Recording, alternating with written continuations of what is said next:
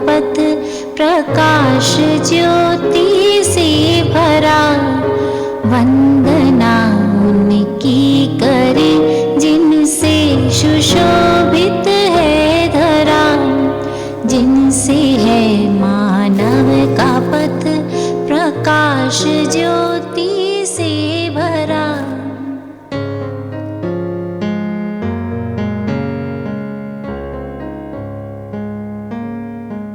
जिनसे दिशा हमको मिली नित मानवीय मार्ग की। पथ मिला निश्चित हमें थी कामना जिस मार्ग की। कृतज्ञता से सौम्यता की नित्य आई निरंतरा। जिनसे हो मानव का पथ प्रकाश ज्योति से भरा। वंदना उनकी करी जिनसे सुशोभित है धरा।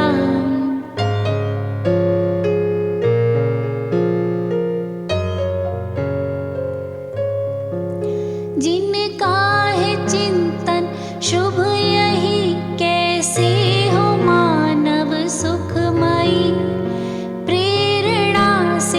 जिनकी है मानव का जीवन सुखमय।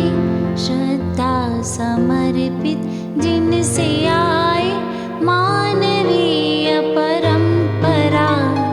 जिनसे है मानव का पथ प्रकाश ज्योति से भरा। वंदना उनकी करे जिनसे सुशोभित है धरा।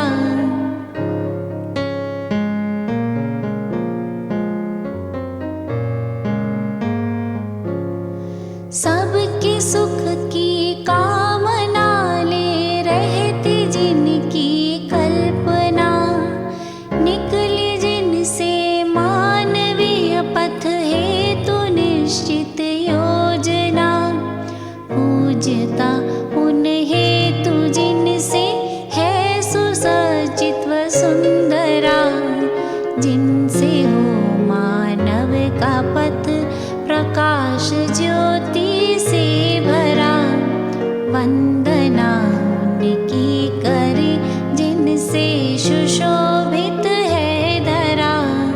जिनसे है मानव का पथ प्रकाश ज्योति से भरा।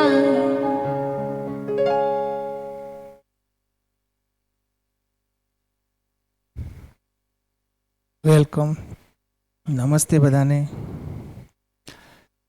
ફરીથી પાછું નવું વર્ષ શરૂ. તો બધાનું આજે હાર્દિક સ્વાગત છે. આમ તો અહીંના જ છો અને તમે મારું સ્વાગત કરી શકો છો. ऐसे तो हमारा ये 4 दिन का प्रोग्राम था. आप गंभीर मत हो जाइए, कई नए चेहरे तो बहुत सिंसियर हो गए, थोड़ा स्माइल दे सकते हो.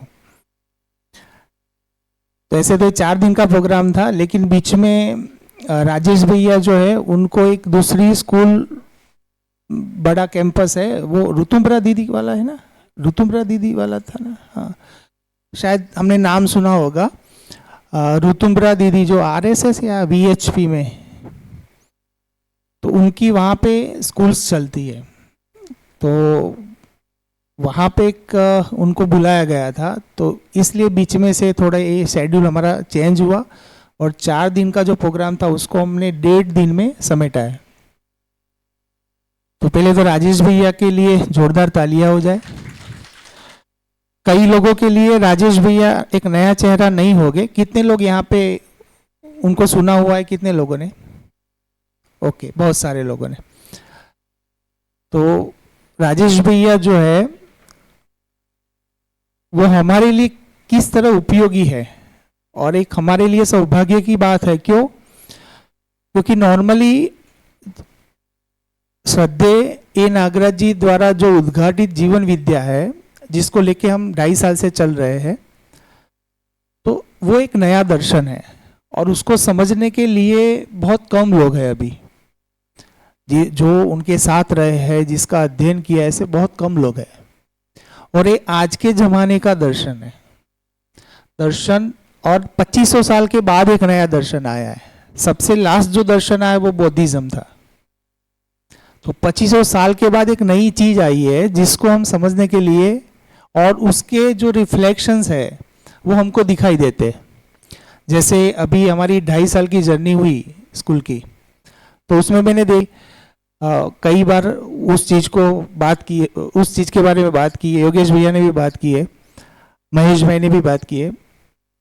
तो जो हम पहले काम करते थे, तो नॉर्मली हम टीचर ही थे, लेकिन थोड़ा झेलना भी हो जाता था, गुस्सा आ जाना, बच्चे क्यों नहीं कर रहे हैं। और अब ये धीरे धीरे हल्का हो रहा है, मतलब हम उतना तो महसूस कर रहे हैं। और कितने लोगों को ऐसा होगा, थोड़ा बहुत हमारे में एक शिफ्टिंग आ रहा है, ज़्यादा नहीं लेकिन थोड़ा बहुत। परिवार के लेवल पे भी आ रहा है, बच्चों के साथ के बिहेवियर में भी आ रहा है। और उसमें इसलिए हो रहा है क्योंकि हम उसको देख पा रहे हैं। दर्शन का मतलब ही होता है देखना। तो ये नए जमाने का, ये जो आधुनिक सदी है उसका दर्शन है, और उसको हम समझ रहे हैं। और शायद हम सौभाग्यशाली इसलिए है कि उसके ये जैसे होता है ना, हर एक जब दर्शन आता है ना, तो उसका एक टाइम भी आता है। कोई भी चीज जैसे आधुनिकरण भी हुआ, तो 150-200 साल पहले की जर्नी है। आज घर घर पे हर एक मशीन दिखते हमको, पहले ऐसा नहीं था। पहले गाड़ी थी तो पूरे गांव में एक आध घर में ही होती थी। अभी तक मुझे मालूम है, जैसे मैं 22-23 साल का था तो पूरे गांव में 1-2 गाड़ियां ही दिखती थी। तो ऐसे उसका एक फैलाव होता है धीरे धीरे। तो ऐसे ये दर्शन भी है ना, उसके शुरुआत के टाइम में हम लोग हैं, तो हमारा बहुत बड़ा योगदान होगा। आगे धरती स्वर्ग हो, यानी भूमि स्वर्गता में आतु, मानव देवता हो गए, धर्म सफल होगा। धर्म का मतलब ये हम बोल रहे वो वाला धर्म नहीं, ये कुछ अलग वाला धर्म है। मतलब मानव का धर्म सुखी होना है। ये हम हिंदू मुसलमान बोल रहे वो वाले धर्म की बात नहीं हो रही है अभी। तो धर्म सफल होगा और नित्य शुभ होगा। ये जो दुनिया की हम कल्पना कर रहे हैं ना, उसके शुरुआत के हम सब लोग हैं। तो हमारे लिए बहुत बड़ी बात है। तो अभी क्या हो रहा है कि शुरुआत के दौर में, क्योंकि हम अभी क्या है, हमारा जीने में आदर्शवाद ज्यादा आ जाता, मतलब बोलने में आदर्शवाद आता है और जीने में भौतिकवाद आता है। मतलब जब हम जीने जाते हैं तो मुझे सुविधाएं बहुत ज्यादा चाहिए, और जब बोलते किसी के साथ जब बातचीत करते हैं तब हम अच्छी यानी कि वैल्यू बेस्ड बातें करते हैं, और जीने में वैल्यू दिखती नहीं है। तो बीच का जो गैप है ना, वो गैप फिलअप, जितना मैं समझ पाया उतना गैप फिलअप इससे हो रहा है। मतलब एक दोहरा व्यक्तित्व होता है ना, उससे हम थोड़े मुक्त हो रहे हैं। धीरे धीरे धीरे हम अंदर कुछ अलग चल रहा है, बाहर कुछ अलग बता रहे हैं, तो उससे हम थोड़े थोड़े स्वतंत्र हो रहे हैं। तो 2.5 साल में इतना तो हुआ है कि हम आराम में आ रहे हैं। हम हमारा काम तो वही कर रहे हैं, काम में कोई फेरफार नहीं है, वही टीचिंग का काम कर रहे हैं, लेकिन हम आराम में आ रहे हैं, क्योंकि जिसके साथ काम करते हैं वहां भरोसा भी अब बन रहा है। तो अभी जो शुरुआत का दौर है ना, उसमें शिक्षण के साथ मतलब एजुकेशन के साथ जुड़े लोग बहुत कम हैं, उस पर काम करने वाले पूरे इंडिया में। क्योंकि अभी दर्शन इंडिया का है, तो अभी तो इंडिया की बात करेंगे। ऐसे बोल देंगे पूरे वर्ल्ड में, तो भी वो गलत तो नहीं है। तो पूरी दुनिया में जीवन विद्या को लेके एजुकेशन में काम करने वाले लोग बहुत कम है, उसमें से एक राजेश भैया है। तो हमारे लिए वो बड़ी बात है, क्योंकि हमारा सब्जेक्ट तो एजुकेशन है। हम जीवन विद्या परिचय को समझते हैं, फिर उसके बुक्स को समझने के लिए, लेकिन वो अलग बात है। और उसको हम कैसे अपने एजुकेशन में, मतलब अपनी स्कूल में उसको ला पाए, तो उसमें लाने के लिए उसका एक एक्सपोजर भी चाहिए, उस फील्ड का एक्सपीरियंस भी चाहिए। तो राजेश भैया का, शायद आपका कितने साल का भैया इसके अंदर 2004 से लगे हुए, उनका मेन कोर जो है ना वो एजुकेशन बेस है। उन्होंने पूरे इंडिया की 20-25 मिनिमम आई थिंक 25 स्कूलों के आसपास स्कूलों में काम किया हुआ है। तो 25 अलग अलग एरिया की, तो सारे माइंडसेट को उन्होंने एक बार देखा हुआ है, और उसको जीवन विद्या के बेस पे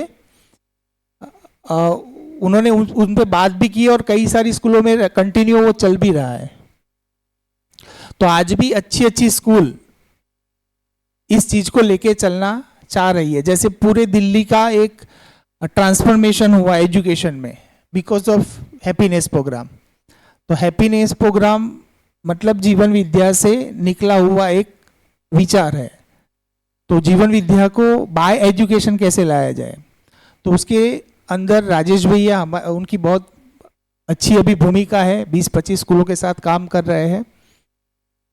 तो आज नॉर्मली हमको तो उनको ही सुनना है, लेकिन मेरी थोड़ी एक ऐसे तो हम जून जुलाई में भी उनको वापस बुला रहे हैं, तो जितना हो सके हम उनसे बात करते रहेंगे और हो सके तो टू वे रहेंगे। हम जो हमारी बात है वो भी रखेंगे, कैसी भी है, हमारे रेगुलर प्रॉब्लम्स भी है उसको भी रखेंगे, भैया को भी सुनेंगे, उनके जो एक्सपीरियंस है, उनका जो अध्ययन है।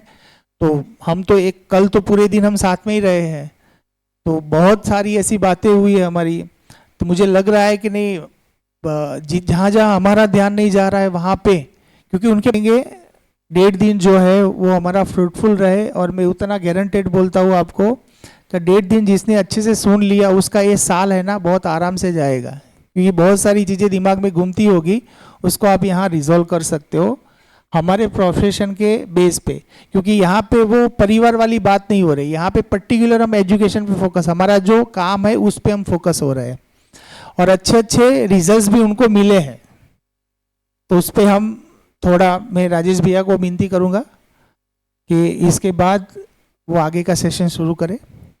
और सबका वापस एक बार वेलकम नए साल में। धन्यवाद।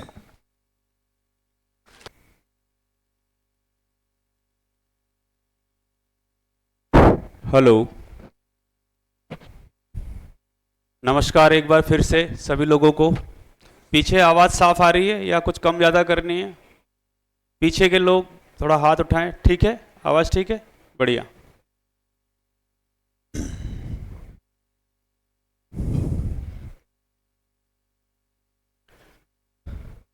तो सामान्यतः जो है एक सेंटेंस हम अक्सर बोलते हैं, बच्चों को भी सिखाते हैं कि जैसा व्यवहार हम अपने साथ चाहते हैं वैसा हम दूसरों के साथ करें। ऐसे भाषा हम अक्सर बोलते हैं। तो मैं ऐसी उम्मीद रखता हूं कि, या रखूं कि नहीं रखूं, कि एक शिक्षक के रूप में आप जैसा व्यवहार अपने बच्चों से चाहते हैं अपनी क्लास में, वैसा आप मेरे साथ करेंगे। ऐसी अपेक्षा रखूं कि नहीं रखूं? ऐसी अपेक्षा रखनी ठीक है कि नहीं है? ठीक, चलिए। तो क्योंकि हमारे पास 1.5 दिन है और मैंने तैयारी तो लगभग 4 दिन की थी, और कुछ संयोग ऐसा हुआ, तो चलिए देखते हैं कितने हम बात कर पाते हैं।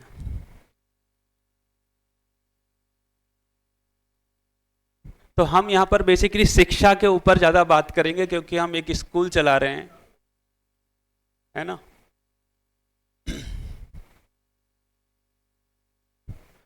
तो हम थोड़ा सा स्टेप वाइज चलते हैं और लगभग शुरू से शुरू करते हैं, ठीक है। तो हम कुछ इसका सहारा भी लेते हैं।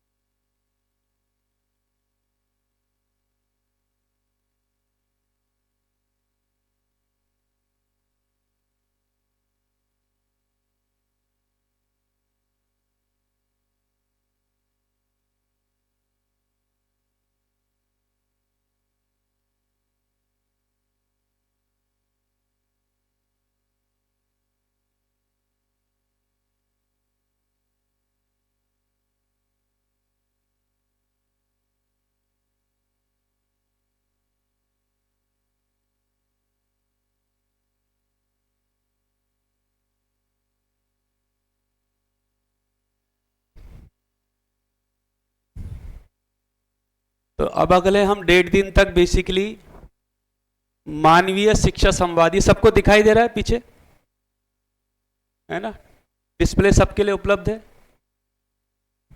तो मानवीय शिक्षा संवाद, मानवीय शिक्षा संवाद का मतलब क्या हुआ? शिक्षा जो है किसके लिए है? मानव के लिए, है ना। और मानव के द्वारा, मानव के लिए जो शिक्षा है, हम उससे चाहते क्या हैं? उसका आचरण कैसा हो जाए? मानवीय हो जाए, है ना। फाइनली उसका जीवन जो है मानवीय जीवन हो जाए। तो इस पे हम थोड़ा सा चर्चा करेंगे।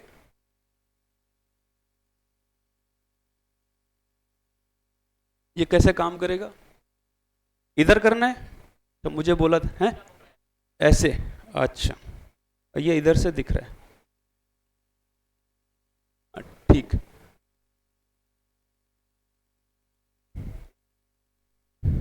तो सवाल ये है कि हम 3 प्रश्नों पे बात करेंगे कि फाइनली शिक्षा है तो क्यों चाहिए हमको, भाई जिसके लिए हम इतना प्रयास कर रहे हैं, है ना, और सुबह से लेके शाम तक और हजारों साल से मानव जाति प्रयास कर रही है।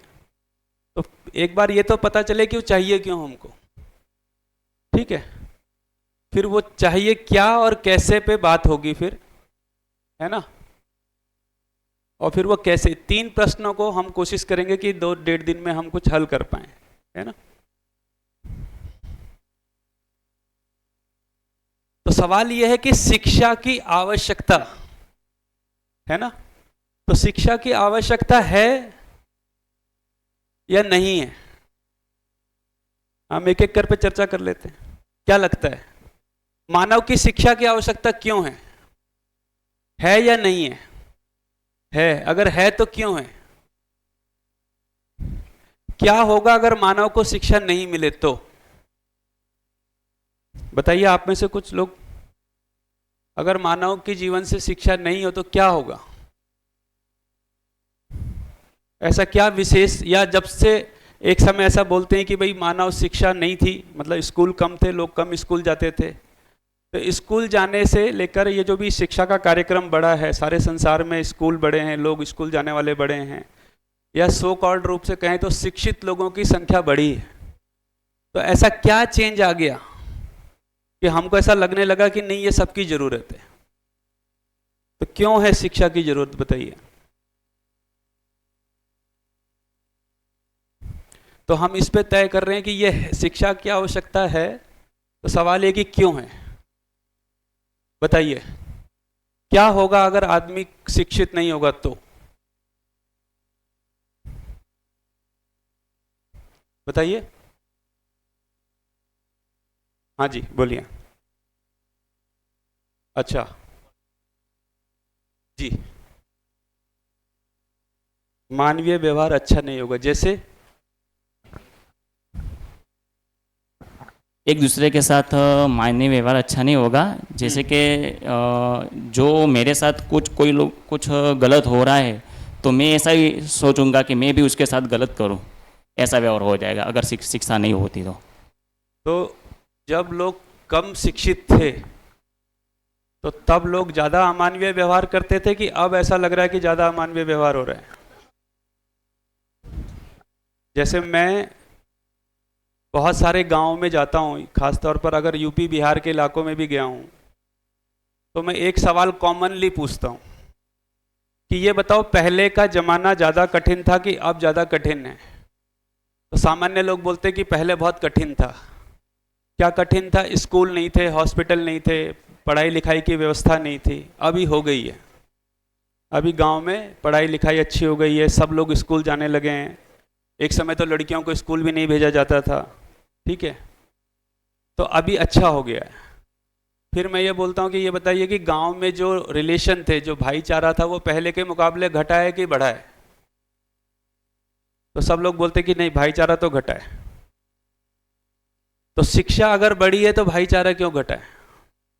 हम बोल रहे हैं शिक्षा की आवश्यकता बहुत ज़्यादा है, ठीक है, और पहले के मुकाबले लोग ज़्यादा शिक्षित भी हुए हैं, है ना।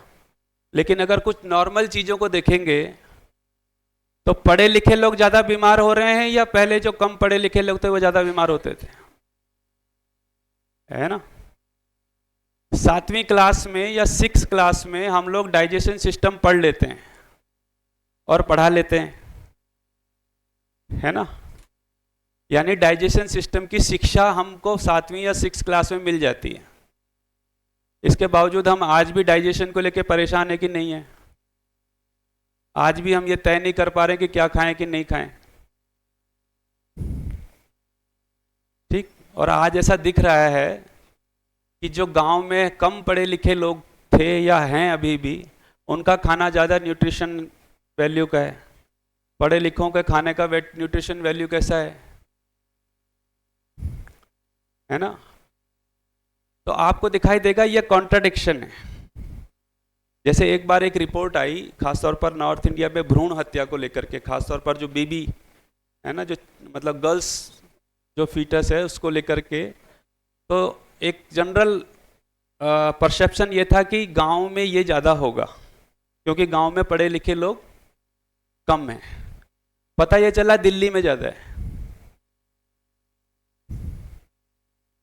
ठीक। जैसे यमुना उत्तराखंड से बहती है, तो जिन गांवों से वो बहती है उन गांवों में कम पढ़े लिखे लोग हैं, इसलिए वहां नदी साफ है। दिल्ली में सबसे ज़्यादा पढ़े लिखे लोग हैं। इवन भारत सरकार ही उधर है।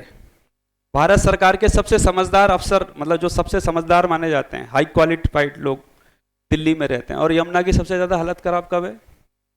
दिल्ली में। तो नदियां जो हैं शिक्षित लोगों के बीच आगे मर जाती हैं। अपन का इस कॉन्ट्राडिक्शन, मैं सिर्फ आपको इस कॉन्ट्राडिक्शन पे ध्यान दिला रहा हूँ। ऐसा कॉन्ट्राडिक्शन दिखता है कि नहीं दिखता है? कि हमने कहा है स्कूल जाना अच्छी बात है, उससे लोग शिक्षित होते हैं, लेकिन यह भी देखा जा रहा है कि शिक्षित समाज की जो समस्याएं थी, जो अशिक्षित, जिसको हम अशिक्षित बोल रहे हैं, उस समाज की समस्याएं घटने के बजाय बढ़ी है ना। अदालतों में जिन लोगों के केस चल रहे हैं वो पढ़े लिखों के ज़्यादा हैं। हॉस्पिटल्स में चले जाइए आप, ठीक है। और आप ये देखिए कि अगर कोई अफसर घूस लेने पे उतर आए तो पढ़ा, जो ज़्यादा क्वालिफाइड है वो ज़्यादा घूस लेता है। तो ये कॉन्ट्रडिक्शन पकड़ में आ रहा है। ठीक। तो इसका मतलब ये है कि ऐसा लगता है कि हम कोई शब्द गलत इस्तेमाल कर रहे हैं। पढ़ना लिखना एजुकेशन है या पढ़ना लिखना बेसिकली लिटरेसी है? तो लिटरेसी और एजुकेशन में फर्क होता है। हमने लिटरेसी को एजुकेशन मान लिया, तो हमने मान लिया कि पढ़ा लिखा आदमी समझदार होता है। तो पढ़ा लिखा आदमी स्किल्ड होता है। हालांकि स्किल्ड अनपढ़ भी हो सकता है, पढ़ाई लिखाई भी एक स्किल ही है ना। तो जैसे कोई बहुत बढ़िया से कोई कपड़ा सिल लेता है, तो कोई बहुत बढ़िया से लैपटॉप चला लेता है, या कोई बहुत बढ़िया से कैमरा चला लेता है, या कोई बहुत बढ़िया से मैथ्स पढ़ा लेता है। तो स्किल और एजुकेशन, इसका फर्क पकड़ में आ रहा है। और हम चाहते क्या हैं बच्चे से? कि वो एजुकेटेड हो जाए। और हम प्रयास क्या कर रहे हैं सुबह से लेकर शाम तक? वो स्किल्ड हो जाए। तो हमारे और बच्चों के बीच में रिलेशन खराब होंगे कि नहीं होंगे? जो मैंने दी ही नहीं, मैं उसकी डिमांड कर रहा हूं। भाई हमने एजुकेशन कब दी? क्योंकि हमको ये भी नहीं पता कि अभी फिर एजुकेशन किसको बोलेंगे। तो जैसे आपने बोला कि फाइनली हम चाहते क्या हैं, शिक्षित आदमी से हमारी क्या अपेक्षाएं हैं? कि भाई वो उसका संबंध ठीक हो, वो अपनी हेल्थ का ध्यान रखता हो। भाई समझदार आदमी का मतलब क्या है? कम से कम खाना तो ठीक खाएगा। भाई जो एक छोटा बच्चा है वो मिट्टी भी खा लेता है, फिर वो बड़ा होता है तो हम बोलते हैं कि नहीं अब ये समझदार हो गया है, क्योंकि अब वो रोटी और मिट्टी में फर्क कर पा रहा है। तो समझदार होने का मतलब एटलीस्ट अपने खाने को तो तय करेगा। और पिछले हजारों साल से हम अभी तक आदमी का ही खाना तय नहीं कर पाए हैं, है ना। किसी को लगता है कि नहीं मांसाहार जरूरी है, किसी को लगता है नहीं शाकाहार जरूरी है, कोई वीगन पे पहुंच गया है, वो बोलते दूध का भी नहीं खाना है, किसी को लगता है उबला हुआ ही ठीक है, किसी को लगता है अंकुरित ही ठीक है। तो हम इतनी मगजमारी करने के बाद ये नहीं तय कर पाए कि फाइनली आदमी का खाना क्या। तो अगर एक व्यक्ति समझदार है तो कम से कम वो उसका भोजन कैसा होगा? वो भोजन, आज आदमी इकलौता ऐसा प्राणी है जो अपना ही खाना खा के बीमार हो रहा है। अपना ही उगाया हुआ खाना खा के आदमी बीमार हो रहा है, अपना ही बनाए हुए खाने से आदमी बीमार हो रहा है। हम घर में खाना बनाते खाते फिर बोलते यार आज गैस हो गया, ये ठीक हो गया। तो इसका मतलब ये है कि शिक्षा कोई अलग तरह की चीज है। स्किल उसका एक भाग हो सकता है ना। जैसे मैं समझदार हूं तो मुझे पता है कि क्या भोजन करना है, फिर भोजन बनाना स्किल का भाग हो गया, है ना। मैं खाली समझदार हो जाऊं और भोजन बनाना आना है तो भी काम नहीं चलेगा। इसका मतलब स्किल की कोई आवश्यकता है ही, लेकिन हम केवल स्किल को एजुकेशन मान लेते हैं। ये थोड़ा सा क्या हो रहा है, एजुकेशन डिपार्टमेंट में मिस्टेक हो रहा है।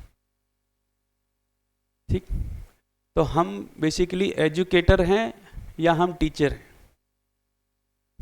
तो अभी हम टीचर हैं, हम कुछ सिखा देते हैं, ठीक है। और अभी एजुकेशन में जो सबसे ज़्यादा समस्या सब लोग बोल रहे हैं, क्या बोल रहे हैं? किसी भी स्कूल में चले जाइए, लोग बोलेंगे देखो पढ़ तो लिख रहे हैं लेकिन वैल्यू नहीं आ रही है, बच्चों को वैल्यू नहीं मिल रही है। इसलिए वैल्यू एजुकेशन के लेके बहुत चर्चा चल रही है। यहाँ तक कि सरकार का जो अभी नया एनईपी देखेंगे उसमें भी वैल्यू को लेके बहुत बात हो रही है ना। वैल्यू नहीं जा रही, वैल्यू नहीं जा रही है। तो सवाल ये है कि जिन बच्चों को हम एटम जैसी चीज समझा ले जाते हैं, एटम तो इनविजिबल चीज है, फिर भी एटम समझ लेता है ना थोड़ा बहुत, क्योंकि उसके बेस पे जो भी आप उसको क्वेश्चन देते हो, जो भी उसकी कैलकुलेशन होती है वो कर लेता है कि नहीं कर लेता है। एलजेब्रा जैसी चीज, जैसे ए स्क्वायर बी स्क्वायर कहाँ है, लेकिन वो एलजेब्रा जैसी चीज को कर ले जाता है कि नहीं कर ले जाता है। ठीक, तो जब बच्चा एलजेब्रा और एटम जैसी चीज को समझ सकता है तो वैल्यू क्यों नहीं समझ रहा है? क्या लगता है आपको, क्या कारण है?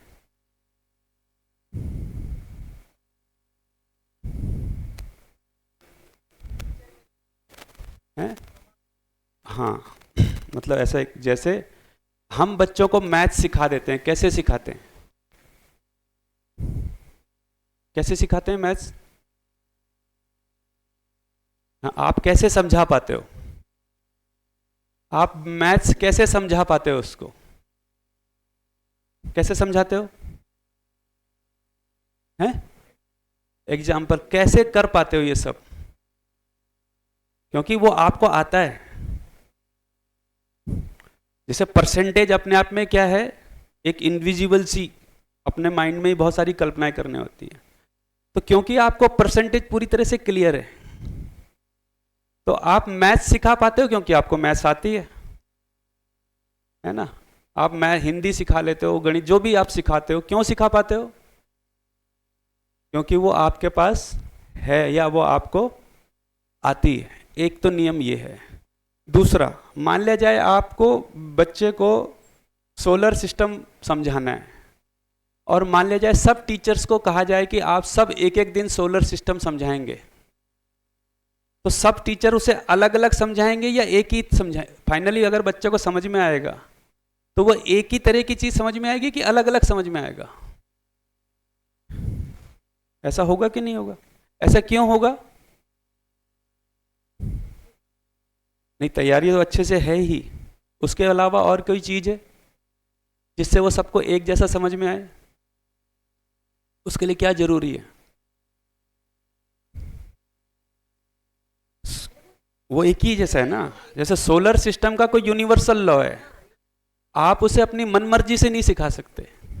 लेकिन अगर हम सब आपको बोलें कि आज आप बच्चों को सब लोग क्लास में मान ले जाए सम्मान सिखाएंगे, तो वो एक जैसा होगा या डिसिप्लिन सिखाएंगे? क्या हम सबकी डिसिप्लिन के मामले में कोई कॉमन अंडरस्टैंडिंग है या हम सबकी अपनी अपनी थ्योरीज है? ये बात पकड़ में? तो जब भी आप मैथ्स सिखाने जाएंगे एक ही सिखाएंगे, हिंदी सिखाने जाएंगे तो एक ही सिखाएंगे। भाषा लिखने का एक ही नियम है और वो यूनिवर्सल है। तो नियम क्या कह रहा है कि केवल और केवल यूनिवर्सल ही समझाया जा सकता है।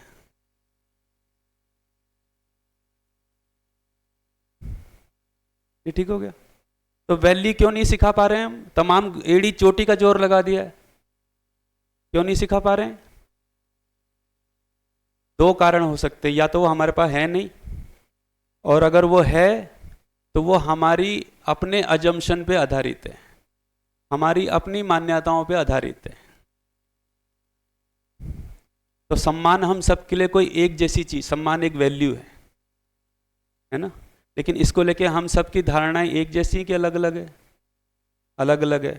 इतने ही लोगों के बीच में अलग अलग है तो बच्चा कंफ्यूज होगा कि नहीं होगा?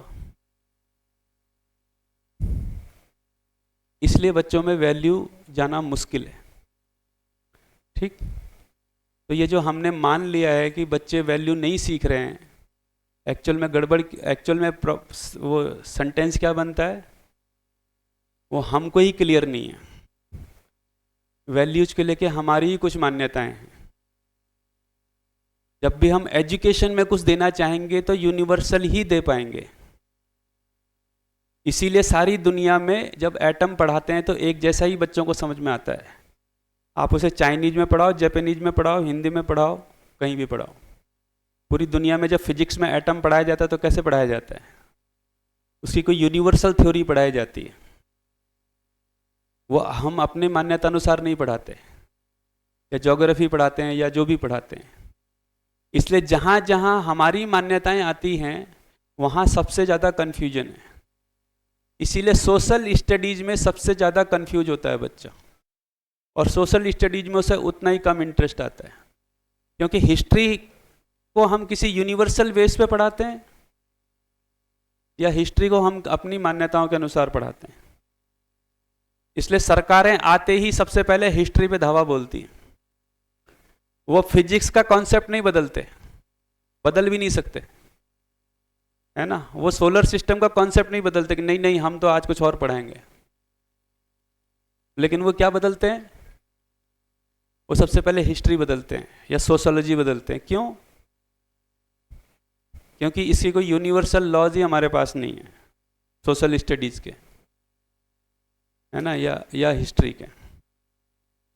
ठीक, इसलिए सरकारें सबसे पहले इन्हीं को, सरकार से मतलब आज से पहले हजारों साल पहले भी जब भी राजा ने कोशिश की है, यही कोशिश की है कि हिस्ट्री बदल के देखी जाए, क्योंकि हिस्ट्री को आप मोल्ड कर सकते हैं। यहां तक ठीक हो गया? चलिए आगे चलें। ये एक साथ कैसे बदलेगा? तो अब हम देखते हैं कि कोई आवश्यकता अगर है तो उस आवश्यकता को हम शिक्षा एक आवश्यकता है, ये पता चल गया। फाइनली शिक्षा की आवश्यकता क्यों है? क्योंकि हमको मानवीय होना है ना, जो भी आप बोल रहे हैं। ठीक है, तो आवश्यकताएं मानव की जितनी भी हैं उसको हम दो जगह डिफाइन कर सकते हैं।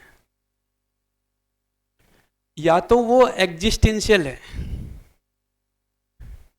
तो कुछ नीड्स हमारी या कुछ आवश्यकताएं हमारी एग्जिस्टेंशियल हैं। जैसे हमारी कोई एग्जिस्टेंशियल नीड बताइए जो सब में है। फिजिकली बताइए, फिजिकल लेवल पे हमारी कुछ एग्जिस्टेंशियल नीड है, वो क्या है? जैसे आहार है, पानी पीना, सबकी एग्जिस्टेंशियल नीड है। सांस लेना, खाना खाना, ठीक हो गया, वस्त्र पहनना। और कुछ नीड्स हमारी सिचुएशनल होती हैं, वो किसी खास परिस्थिति की वजह से पैदा होती हैं। जैसे अभी मौसम एसी का है, गर्मी का, तो एसी की आवश्यकता है, ये एग्जिस्टेंशियल नहीं है। हम ये नहीं बोल सकते कि धरती के सारे मानवों को एसी चाहिए। ठीक है, जैसे ये माइक है, चश्मा है ना, और मान लीजिए ये जैसे मैंने जीन्स कुर्ता पहना है, किसी ने जीन्स शर्ट पहना है, किसी ने आपने साड़ी, ये सब हमारी सिचुएशनल है। वस्त्र एग्जिस्टेंशियल हो सकता है, लेकिन उसका जो डिजाइन है वो क्या है? तो दो तरह की आवश्यकता है, ये पकड़ में आ रहा है। तो एग्जिस्टेंशियल नीड्स हैं मानव की, और कुछ नीड्स उसकी सिचुएशनल होती हैं। ये ठीक हो गया? हम मतलब एकदम से आप मेरे साथ हाँ हाँ मत मिलाइएगा, आपको लगे कि नहीं कोई क्वेश्चन है तो वो बात कर सकते हैं। ऐसा दिखता है कि नहीं दिखता है कि हम दो तरह की नीड्स के साथ हैं, है ना। तो एग्जिस्टेंशियल नीड का मतलब वो सारे मानवों पे लागू होती है। जैसे पानी की है ना, पानी, भोजन, सांस, ठीक है, आवास, भाई घर तो सबको चाहिए। कैसा घर चाहिए ये वो सिचुएशनल हो गया। ठीक, तो एक तो ये पकड़ में आ गया।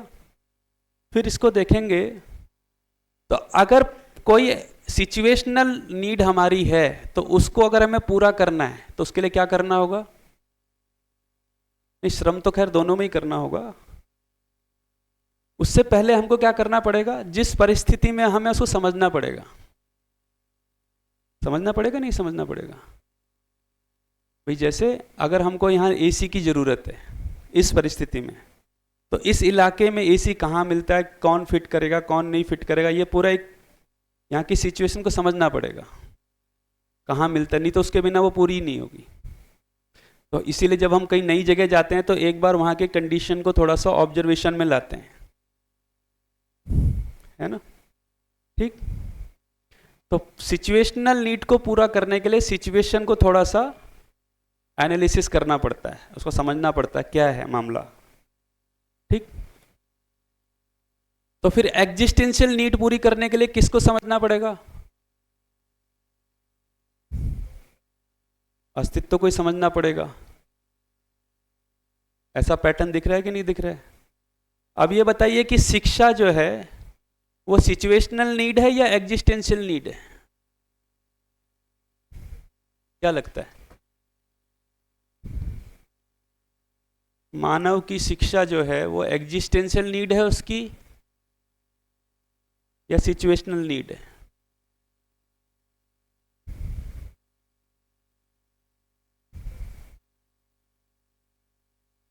बताइए।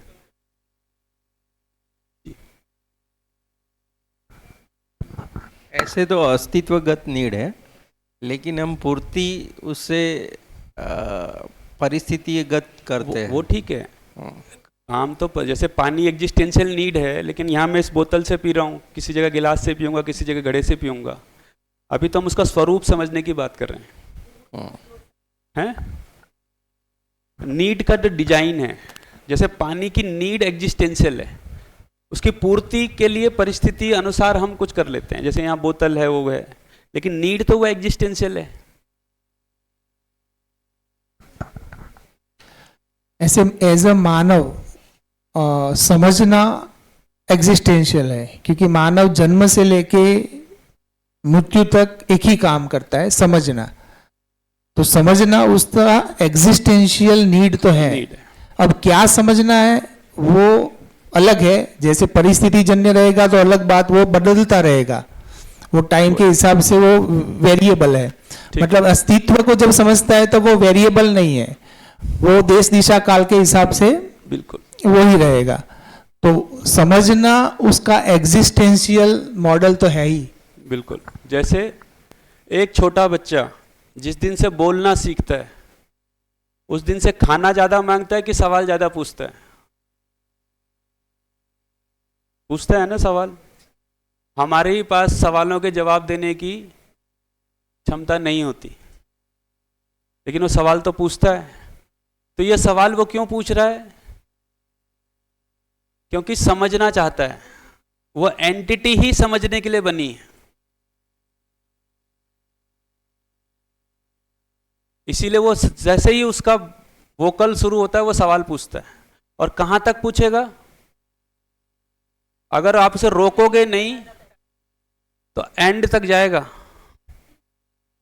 है ना? अगर वो इस पे सवाल खड़ा करना शुरू कर दे तो ये क्या है? पेन है, इससे क्या करते हैं? लिखते हैं। ये कहाँ से आया? दुकान से आया। दुकान में कहाँ से आया? फैक्ट्री। फैक्ट्री में कहाँ से आया?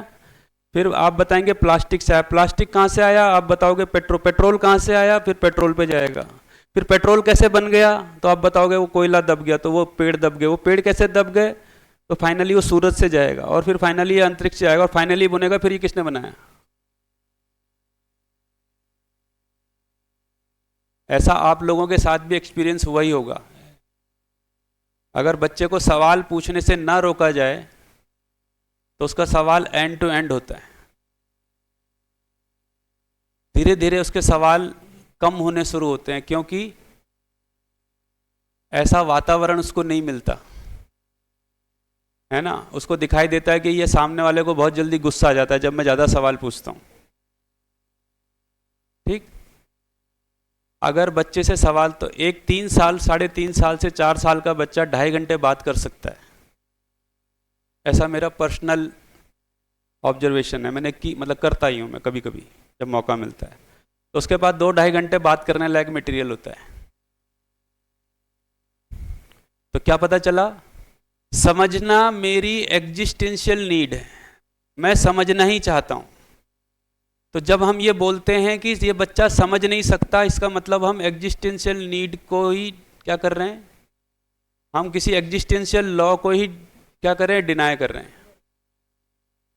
हम ये बोल रहे हैं कि ये पानी से प्यास नहीं बुझती है, जब हम ये बोल रहे हैं कि ये बच्चा समझ नहीं सकता। ठीक हो गया? तो क्या है, एजुकेशन हमारी एग्जिस्टेंशियल नीड है, इसलिए हमको क्या, किसको समझना पड़ेगा, इस एग्जिस्टेंस को ही समझना पड़ेगा, क्योंकि मैं किसका हिस्सा हूं, एग्जिस्टेंस का हिस्सा हूं, है ना। ये तो इस एग्जिस्टेंस को थोड़ा सा देख लेते हैं।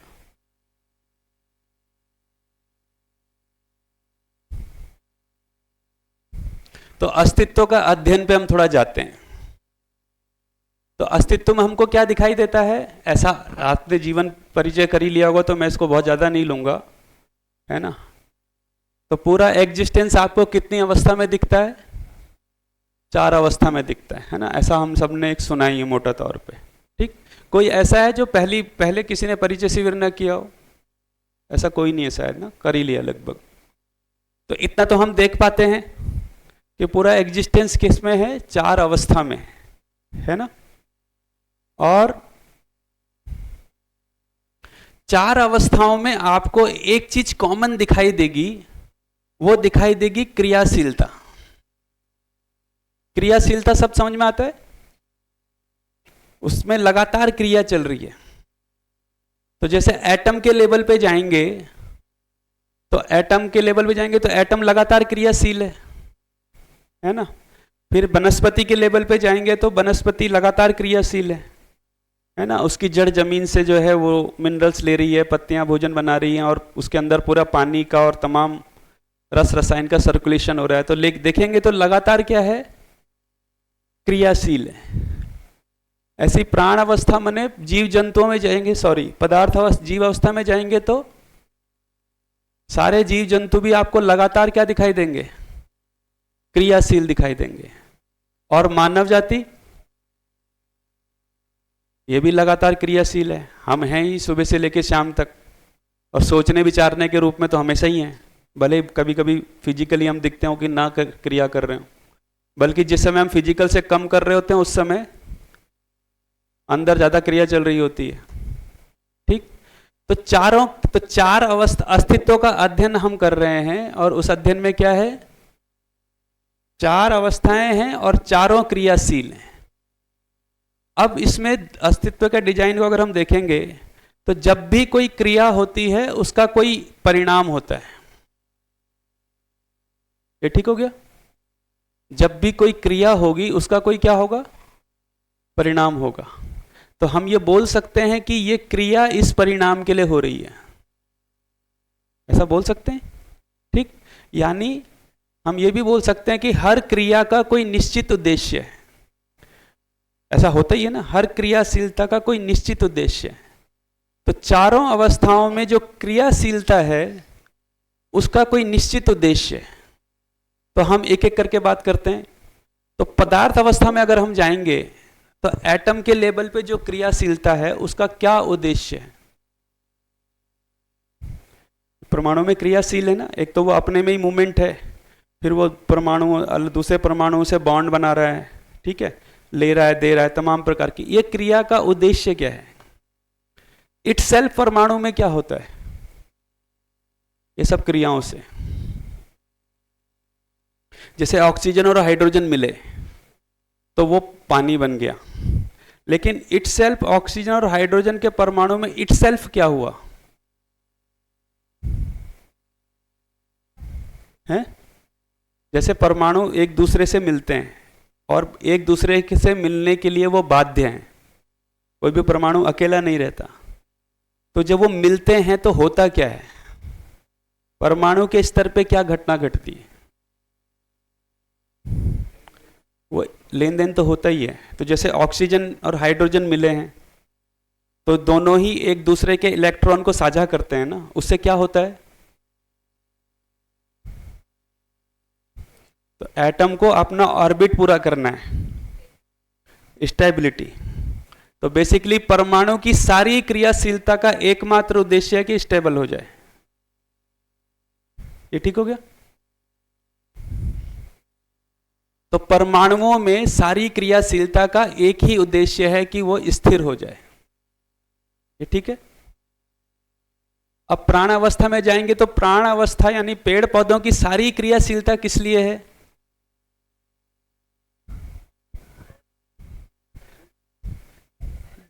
जैसे वो बीज है, उसको मिट्टी में डालते हैं तो क्रियाशीलता शुरू होती है। उस क्रियाशीलता का उद्देश्य क्या है? दूसरा बीज पैदा कर, वो दूसरा बीज तो हाँ, तो उसके लिए उसे क्या करना होता है? वो ग्रोथ करता है। अगर पेड़ पौधे के देखेंगे तो उसका सारी क्रियाशीलता का एकमात्र उद्देश्य है कि उसको क्या करना है? ग्रोथ करना है, उसको विकसित होना है ना? तो यहां जो उद्देश्य दिख रहा है वो क्या दिख रहा है? विकास। ठीक? तो अगर हम ध्यान देंगे तो एक्चुअल में विकास यहां आपको थोड़ा समझ में आएगा। ठीक है? जीव अवस्था में जाएंगे तो जीव अवस्था की सारी क्रियाशीलता किस लिए है? एक चिड़िया घोंसला बना रही है, अंडे दे रही है, खाना ढूंढ रही है, वापस आ रही है, शेर शिकार कर रहा है, हिरन भाग रहा है, घास खा रहा है, पानी पी रहा है। वो तमाम क्रियाशीलता क्यों है? सरवाइव करने के लिए। सरवाइव करने का मतलब होता है जिंदा रहने के लिए। जिंदा रहने का मतलब ये शरीर बना रहे हैं। तो सारे जीव जंतुओं की क्रियाशीलता का उद्देश्य क्या है? जिंदा रहना। ठीक? जिंदा रहने का क्या मतलब है? जिंदा रहना मैंने क्या? जैसे एक पशु या किसी भी आदमी का जिंदा रहना कब पता चलता है? उसका शरीर बचा हुआ है, और इस शरीर बचाने में उसको 2-3 चीजें करनी पड़ती हैं। जैसे क्या करना पड़ता है? चलो उसको आगे देख लेते हैं। पहले मानव को देखते हैं। मानव क्यों क्रियाशील है? ये पकड़ में आता है? हमारे हर मोशन के पीछे केवल एक उद्देश्य है। क्या है? मैं अपने सुख के लिए क्रियाशील हूं। ये लाइन पकड़ में आती है? और अभी तक हमको लगता है कि हम दूसरों के लिए जी रहे हैं। हमने दूसरों पे ही एहसान का बोझ लादा हुआ है। हमारी एक बड़ी समस्या ये है, हमको लगता है हम इतना कुछ कर रहे हैं, दूसरा सुनने को तैयार नहीं है, दूसरा मानने को तैयार नहीं है। एक शिक्षक के रूप में भी हमको लगता है ये बच्चा, हमने जान लगा रखी है, बच्चा सुनने को तैयार नहीं है। तो आप बच्चे को भी समझाते हो, और जब वो समझ जाता है, कभी कभी तो समझता ही है, उस समय आपको कैसा लगता है? एक बच्चा जब समझ जाता है जो आप समझाना चाहते हो, या जब वो उस आंसर को दे पाता है, जैसे आपने कुछ बहुत सारी चीज़ें समझाई और आपने कोई आंसर क्वेश्चन पूछा, और कोई ऐसा रीजनिंग क्वेश्चन पूछा कि आप जानना चाहते हैं कि इसे पकड़ में आया कि नहीं आया, और कोई बच्चा जवाब दे देता है, कैसा लगता है उस समय? खामा खाई दुनिया अच्छी लगने लगती है। ऐसा होता है कि नहीं होता है? तो बच्चे को समझाना भी मेरे सुख के लिए क्या है?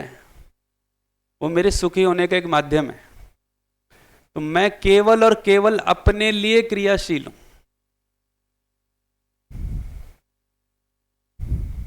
ठीक? मैं मेरे सुखी होने के क्रम में ऐसा हो सकता है कि कुछ लोग सुखी हो जाएं, कुछ लोग दुखी हो जाएं, लेकिन मैं किसी को दुखी करने के लिए कुछ नहीं कर रहा हूं। जैसे आप में से कितने लोग हैं जो सुबह कुछ किसी को दुखी बनाने की योजना बना करके आए हैं? कोई बना नहीं सकता। बनाते हम अपने ही सुख की योजना है। ठीक? ये जो सुख की योजना है, बस इसी में थोड़ा सा झंझट है। ठीक है? मेरी सुख की योजना ऐसी हो सकती है कि वो आपको दुखी कर दे। अगर मैंने मान ही लिया है कि मेरा सुख तब है जब आपके जो भी आप सबके पास पैसा है वो मेरे पास आ जाए, तो ये भी मैं जो कर रहा हूं, क्या किस लिए कर रहा हूं? अपने सुखी होने के लिए कर रहा हूं। इतना ही है कि मैंने जो योजना बनाई है वो योजना अमानवीय है या अननेचुरल है, लेकिन कर मैं अपने सुख के ले रहा हूं। ठीक, मेरे को ये सोच के मजा नहीं आएगा कि जब मैं आपका पैसा चुराऊंगा फिर जब आप रोओगे तब मुझे मजा आएगा, नहीं, ऐसा नहीं हो रहा है। मुझे तो पैसा कमाने में मजा आ रहा है बस, उसके बाद आप रो हंसो, है ना, वो आपका झंझट है। तो जब मैं किसी को दुखी करने के लिए कुछ नहीं कर रहा हूं तो दूसरा मुझे दुखी करने के लिए कुछ कर रहा है। इस लॉजिक पे देखते हैं, अभी तो लॉजिकल बात है। इस धरती का कोई प्राणी केवल अपने सुख के लिए कुछ योजना बना रहा है, तो एक्चुअल में मुझे कोई दुखी करने के लिए कुछ भी योजना नहीं बना रहा है, लेकिन उसके दुख की कोई कल्पना है या उसकी सुख की जो कल्पना है उसमें कुछ ऊपर नीचे हो सकता है जिसकी वजह से मैं दुखी हो सकता हूं। ये लाइन पकड़ में आ रही है? तो न मैंने किसी के लिए, तो क्या है, मैंने किसी के लिए आज तक कुछ नहीं किया है, वो मेरे सुखी होने के क्रम में कुछ हुआ है। मैंने अपने बच्चे के लिए पढ़ाई लिखाई का सामान लाया, उसके लिए किताब कॉपी लाया, उसके लिए कपड़े खरीदे, तो ये मैंने उसके लिए किया या वो मेरे सुखी होने का एक माध्यम था। जब मेरे बेटे ने खाना खाया तो उससे मुझे खुशी होती है, ठीक, लेकिन एक समय के बाद हम बच्चों के ऊपर भी एहसान जताने लगते हैं। हमने तुम्हारे लिए रातों की नींद हराम की है, हमने तुम्हारे लिए पेट काट करके तुमको पढ़ाया है, तुम्हारे लिए इतने कष्ट उठाए हैं।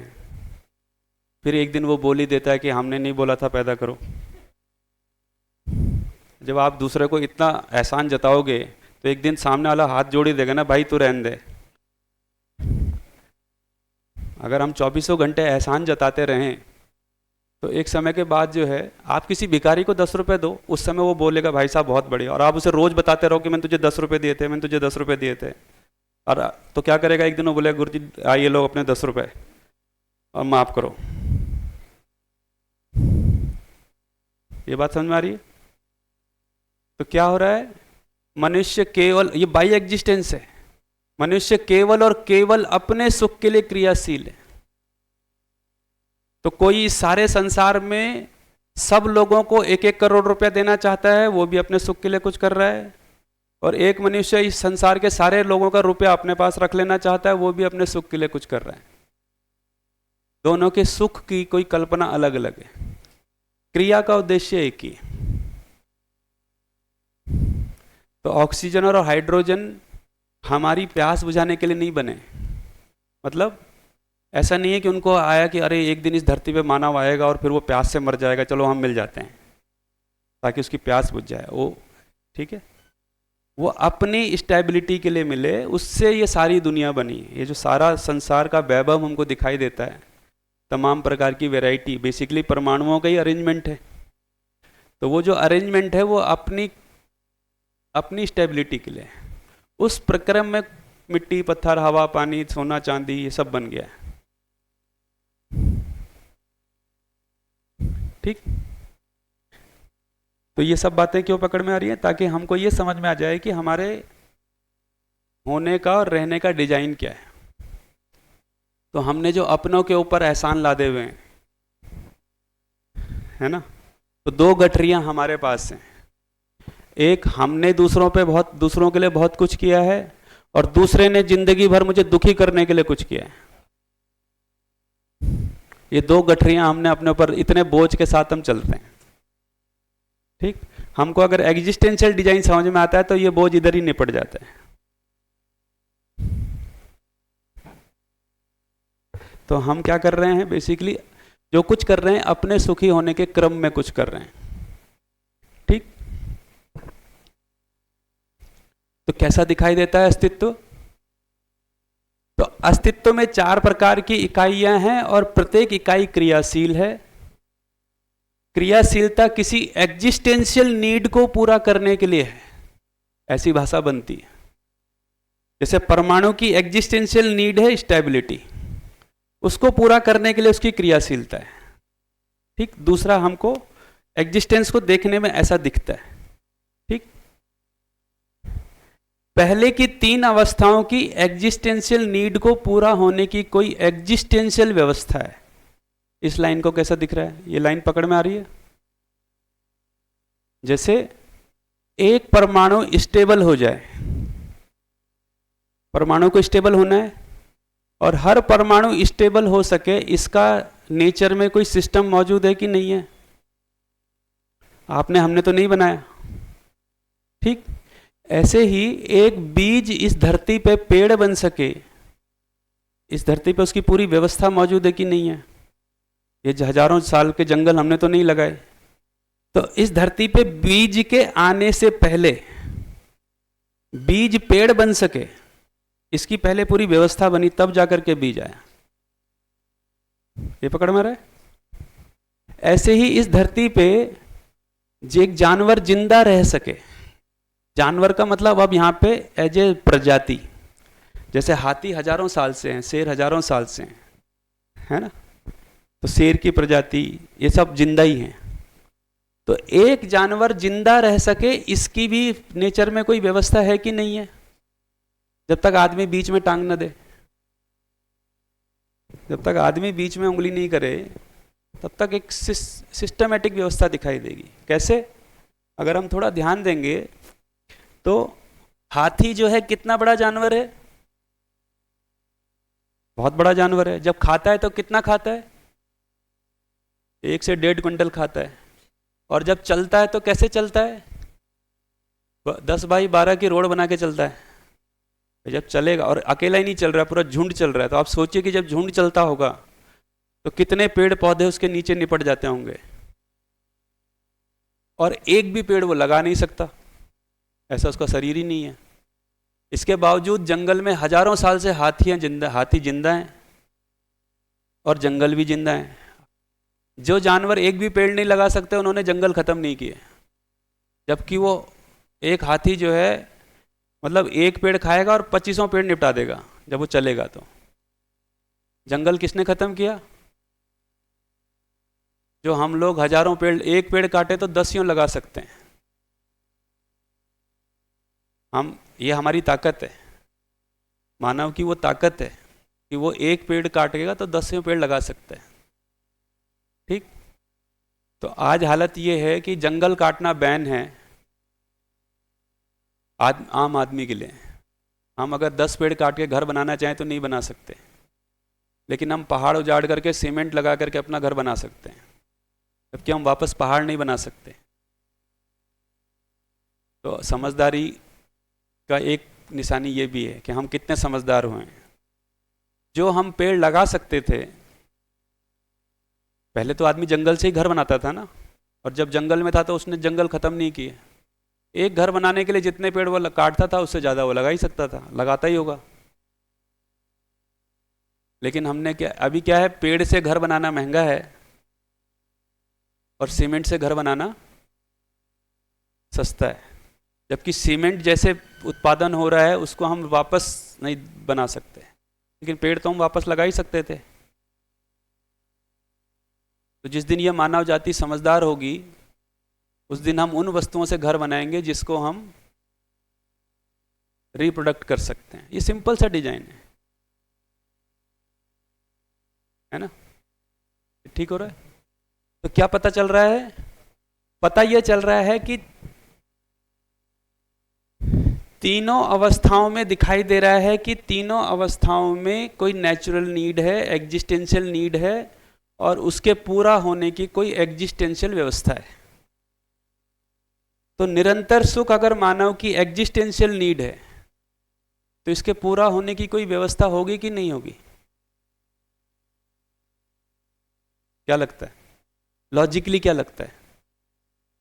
और ये सृष्टि अपने आप को कंप्लीट दिखाई देती है कि इनकम्प्लीट दिखाई देती है?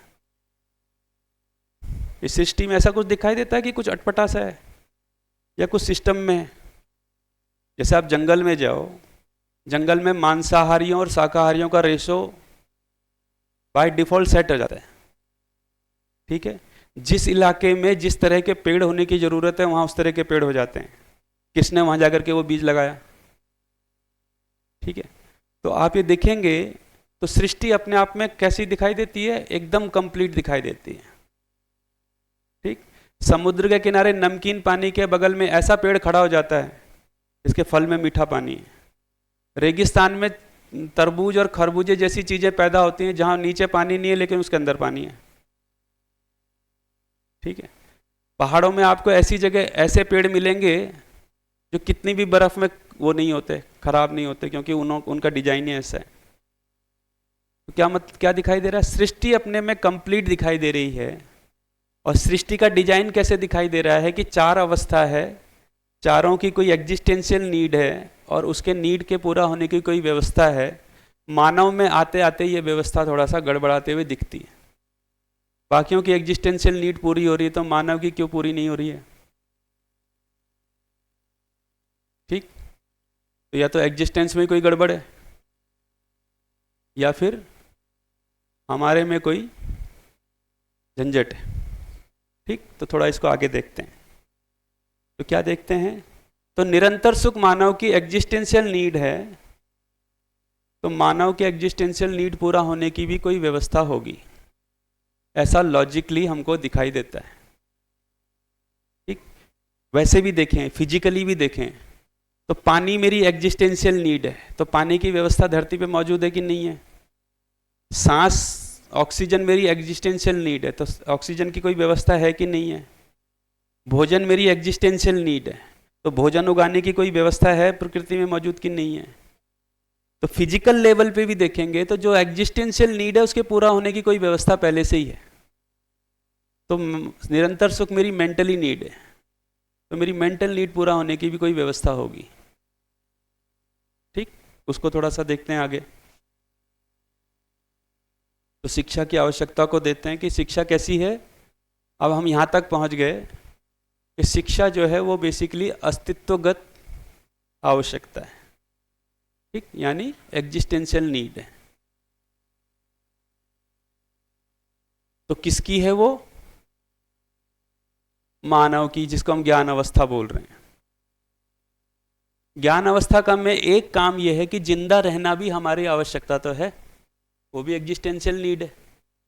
तो जिंदा रहने का क्या मतलब है?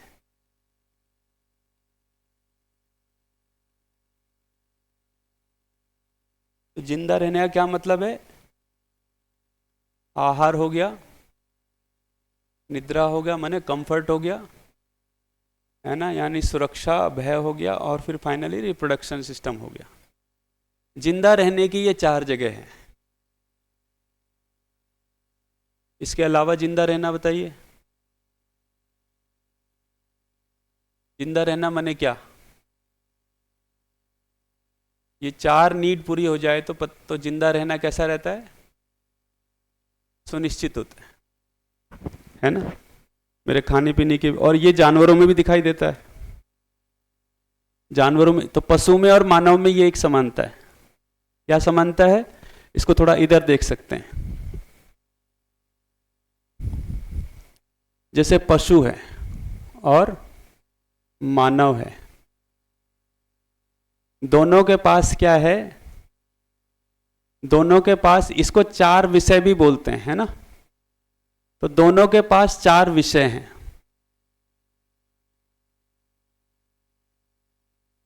और दोनों के पास वो 4 विषय पूरा करने के लिए 5 इंद्रियां हैं।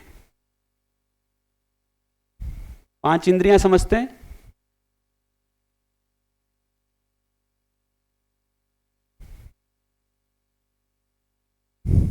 पांच इंद्रियां समझ में आता है ना। तो अंतर क्या है देखिए। तो पशु को केवल जिंदा रहना है और मानव को क्या करना है? जीना है। जीने का मतलब ही है सुख। और भाई हमारी सामान्य भाषा भी देखेंगे, जब हम बहुत परेशान होते हैं और कोई पूछ रहा होता है क्या कर रहे हैं, तो क्या बोलते हैं? बस कट रही है, बस झेल रहे हैं। और जब कभी हमको कोई दूसरा आदमी या अपने में कभी हम बहुत रिलैक्स हो, बहुत खुश होते हैं, या जिसको भी हमें लगता है कि वो हमसे ज़्यादा खुश है, तो हम बोलते हैं यार जी तो वो रहा है, हम तो बस काट ही रहे हैं। जो भी हमको लगता है कि बढ़िया चल रहा है हमसे, है कि नहीं। तो सुख है बेसिकली। तो पशु क्या करता है? पशु ये 5 इंद्रियों का यूज करके 4 विषय को सेट करता है। ये लाइन पकड़ में आ रही है? वो अपनी 5 सेंसेस का यूज करता है ताकि अपने 4 विषय को क्या कर सके? पूरा कर सके। ठीक, तो वो सूंघता है कि खाया जाए कि नहीं खाया जाए, है ना, जो भी आंख से देख के पहचानता है, ये सब करता है। ये लाइन पकड़ में आ रही है? ठीक। मनुष्य क्या करता है? जैसे एक गाय खाना खाती है कि उसका पेट भर जाए, एक मानव खाना खाता है किस लिए? हम कितने समय पेट भरने के लिए खाना खाते हैं? हम पेट भरने के लिए ज्यादा खाना खाते हैं या मन भरने के लिए ज्यादा खाना खाते हैं? अगर मानव केवल पेट भरने के लिए खाना खाता तो जैसे जंगल में हजारों साल पहले खा रहा था वैसे ही खा रहा होता। इसीलिए जानवर का खाना नहीं बदला, क्योंकि उसके खाने का एकमात्र उद्देश्य है जिंदा रहना। जिंदा रहने के लिए जरूरी है कि पेट भर जाए। ठीक। मनुष्य केवल पेट भरने के लिए खाना नहीं खाता, वो खा भी नहीं सकता। इसीलिए अगर एक ही दिन एक सब्जी 3 दिन बन जाए घर में तो हम बोर हो जाते हैं। हमको भी लगता है रोज 3 दिन से एक ही सब्जी बन रही है, कुछ और बनाओ, जबकि सब्जी से पेट तो भरता ही है। लेकिन हमको वैरायटी क्यों चाहिए? हमको इंद्रिय तृप्ति चाहिए। हम जीभ से सेटिस्फाइड होना चाहते हैं। इसीलिए मानव के भोजन में इतनी वैरायटी है। तो ये वैरायटी क्यों आ गई? क्योंकि वो केवल जिंदा रहने के लिए नहीं खाता। क्योंकि जिंदा रहना उसके लिए क्या है? जरूरी तो है, पर्याप्त नहीं है। पर्याप्त सब समझ में आता है? उस शब्द शायद गुजराती में अगर नहीं होंगे तो बता दीजिएगा। पर्याप्त पकड़ में आता है? जिसको इनफ बोलते हैं, अगर सामान्य वैसे एम्पल भी बोलते हैं कई जगह, पर हिंदी में उसके लिए एक अच्छा शब्द है पर्याप्त है। पर्याप्त होने का मतलब है जितना चाहिए उतना है। तो पशु के लिए जिंदा रहना जरूरी भी है और पर्याप्त भी है। मनुष्य के लिए जिंदा रहना जरूरी तो है, पर्याप्त नहीं पड़ता। क्यों नहीं पड़ता? क्योंकि उसको सुखी होना है। और कैसा सुखी होना है? कंटिन्यूअस होना है। तो खाने से कंटिन्यूअस हैप्पीनेस आती नहीं है। और 3 दिन तक गोभी खाने से तो बिल्कुल नहीं आती। चौथे दिन तो पनीर चाहिए ही। ठीक। और 4 दिन पनीर खा लिया तो फिर अब खिचड़ी भी चाहिए, बहुत हो गया पनीर खा खा के। ऐसा होता है कि नहीं होता है? तो क्या हो रहा है? रिवर्स हो रहा है। मानव तक आते आते मैकेनिज्म रिवर्स हो रहा है। क्या रिवर्स हो रहा है? मनुष्य जो है 4 विषय से 5 इंद्रियों को सेटिस्फाइड करता है। ये 180 डिग्री का शिफ्ट आ गया। तो हम क्या कर रहे हैं? 4 विषय से 5 इंद्रियों को से खुश होना चाहते हैं। तो हमको आंख से अच्छा भी लगे, इसीलिए खाना कोई ऐसे ही दे दे तो भी अच्छा नहीं लगता, थोड़ा परोस के दे, बढ़िया, है ना। इसीलिए होटल वालों का ज्यादातर फोकस किस पे रहता है? प्रेजेंटेशन पे रहता है। और कई बार तो हमको देख के ही लगता है खाया जा सकता है, भले देखे। इसीलिए जितना भी पैकेजिंग का फूड है वो बेसिकली पैकेजिंग पे बहुत ध्यान है। तो कम से कम पहले आंख से तो अच्छा दिखे, खाने का तो तब सोचेंगे कि खाना ही अच्छा नहीं दिख रहा है ना। तो इसलिए बढ़िया उसमें धनिया की पत्ती और पुदीने की पत्ती और थोड़ा एक गाजर, और सलाद को भी बहुत कैसे सजाते हैं वो, अच्छी बात है, मतलब अच्छा ही लगता है उससे। तो जब हम गाजर को सजा रहे हैं तो बेसिकली क्या चीज़ को सेट कर रहे हैं? आँख से अच्छा लग रहा है। ठीक। नहीं तो डायरेक्टली मूली वैसे भी खाई जा सकती है, कभी खाता ही होगा।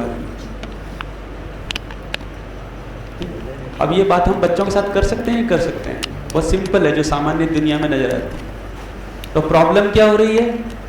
आदमी जो है निरंतर सुख चाहता है और वो 4 विषय पूर्वक सुखी होना चाहता है, और 4 विषय से निरंतर सुख आता नहीं है। इसलिए वो उसमें वैरायटी लाएगा ही। इसी को बोला मन चंचल है। तो मन चंचल नहीं है, वो एक्सपेरिमेंटल है। उसको लगता है अच्छा इससे नहीं मिला तो इससे मिल जाएगा, इससे नहीं मिला तो इससे मिल जाएगा, और जहाँ भी मिलता है उतने देर वहाँ अटक ही जाता है। अटकता है कि नहीं अटकता है? भाई किसी जगह हम 3-3 घंटे बिताई देते हैं, कहीं हमको 2 मिनट में बिताना मुश्किल हो जाता है।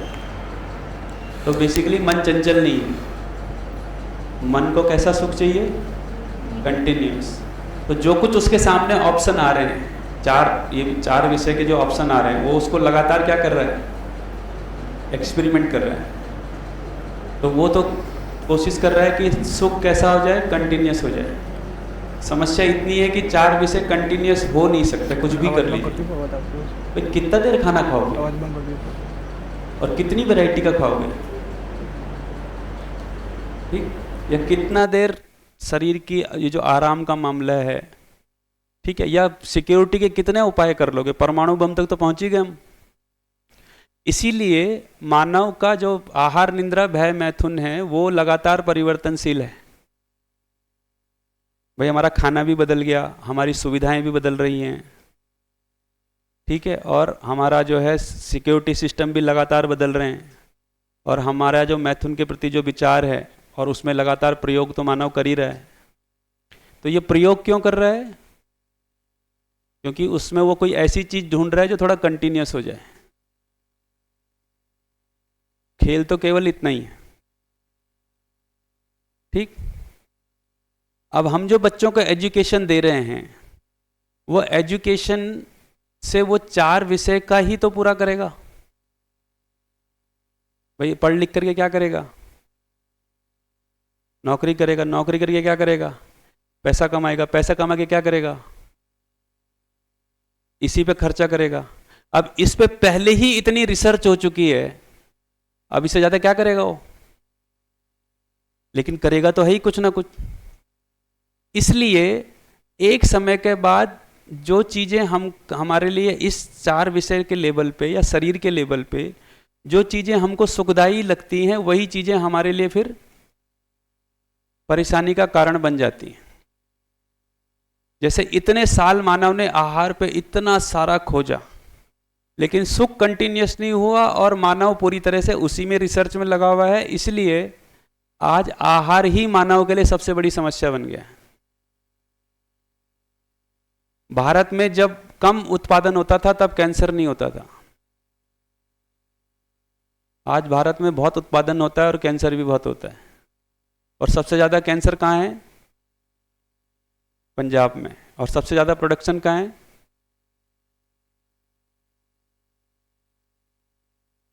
तो आहार ही हमारे लिए क्या हो जाएगा? समस्या हो जाएगा, ठीक। ऐसे ही सुविधाएं, एक समय में सुविधा हमको आराम देती हैं, लेकिन हम उसमें कंटिन्यूटी ढूंढने जाएंगे तो वही सुविधाएं हमारे लिए क्या हो जाएंगी? वो रिवर्स मारेंगे। तो आज सुविधाएं हमारे लिए परेशानी का कारण है कि नहीं है? ठीक। इसीलिए डॉक्टर बोलते हैं पसीना निकालो, जबकि पसीना निकालने की नेचुरल व्यवस्था है, वो गर्मी में निकलना ही है।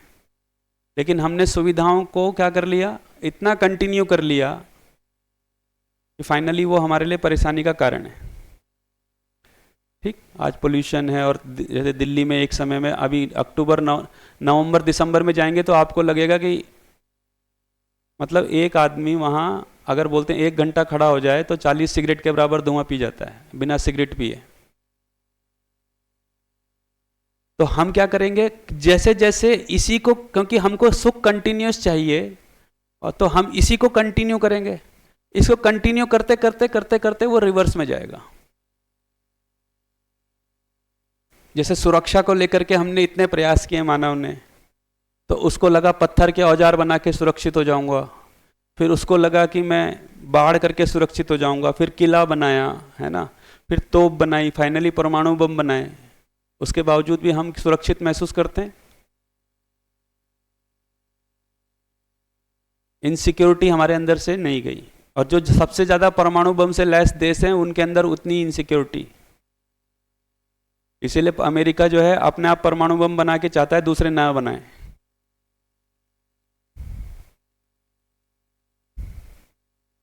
तो ये रिवर्स क्यों मारेगा?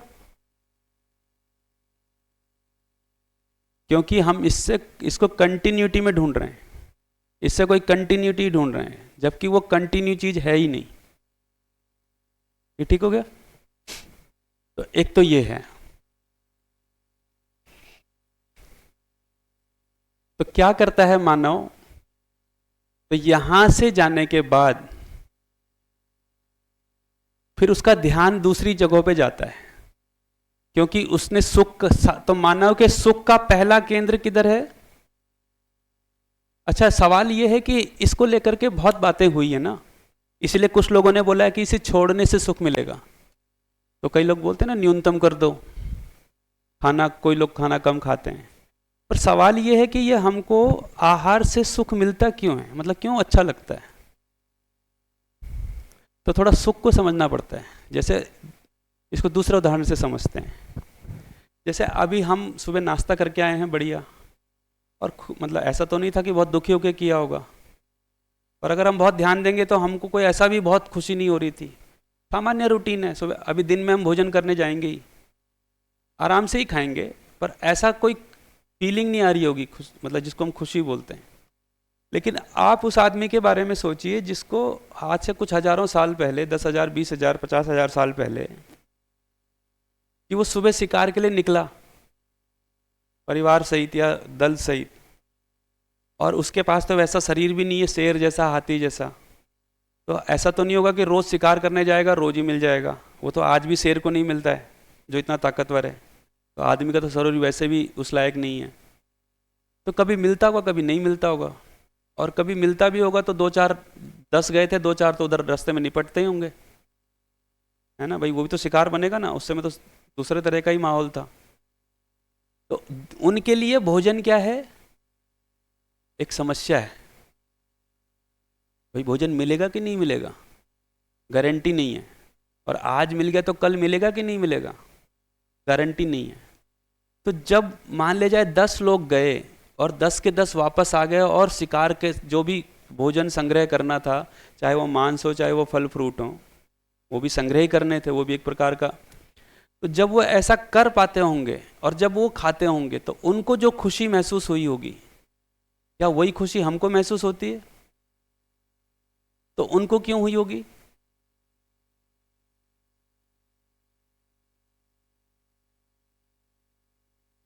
दूसरा उदाहरण देते हैं, आपको और पकड़ में आएगा। जैसे हमको ठंड लगती है, ठीक है? अच्छा माइक। जैसे हमको ठंड लगती है तो हम क्या करते हैं? हीटर जला लेते हैं, कंबल ओढ़ लेते हैं, ज़्यादा ठंड लग गई तो जैकेट ओढ़ लेते हैं। आज से हजारों हजार साल पहले जब आदमी ने पहली बार आग को सेका होगा, पहली बार उसे उन जानवरों से डर नहीं लगा होगा, बल्कि वो जानवर ही उससे डरने लगे जिनसे वो आज तक डरता था। पहली बार उसे रात के अंधेरे का डर नहीं लगा होगा। तो आग से जो उसको खुशी मिली होगी, क्या वो खुशी हमको मिलती है? उसका लेबल क्यों नहीं है? क्योंकि वो समस्या थी। क्या? ठंड उसके लिए एक समस्या थी। हमारे लिए ठंड समस्या नहीं है। ये लाइन पकड़ में आ रही है? तो एक्चुअल में भोजन से सुख मिलता तो बराबर मिलना था। तीसरा उदाहरण देता हूं तो आपको और पकड़ में आएगा। एक आदमी है जो 4 दिन से भूखा है, और एक आदमी है जो रोज 3 टाइम खा रहा है, और दोनों को बढ़िया मटर पनीर या जो भी आपको सबसे बढ़िया ढोकला, खाकरा, फाफड़ा जो भी लगता है वो लगाया। तो जो 4 दिन से भूखा है उसको जिस तरह का फील आ रहा होगा खाना खा के, वो उस आदमी को भी आएगा। हालांकि ऐसा नहीं कि वो दुखी होगा, वो भी खाएगा ही आराम से। तो उसको क्यों वो फीलिंग आ रही है खुशी की? क्योंकि उसके लिए भोजन एक समस्या थी। तो इसका मतलब यह है कि हम भोजन से सुखी नहीं होते, हम समस्या के समाधान से सुखी होते हैं।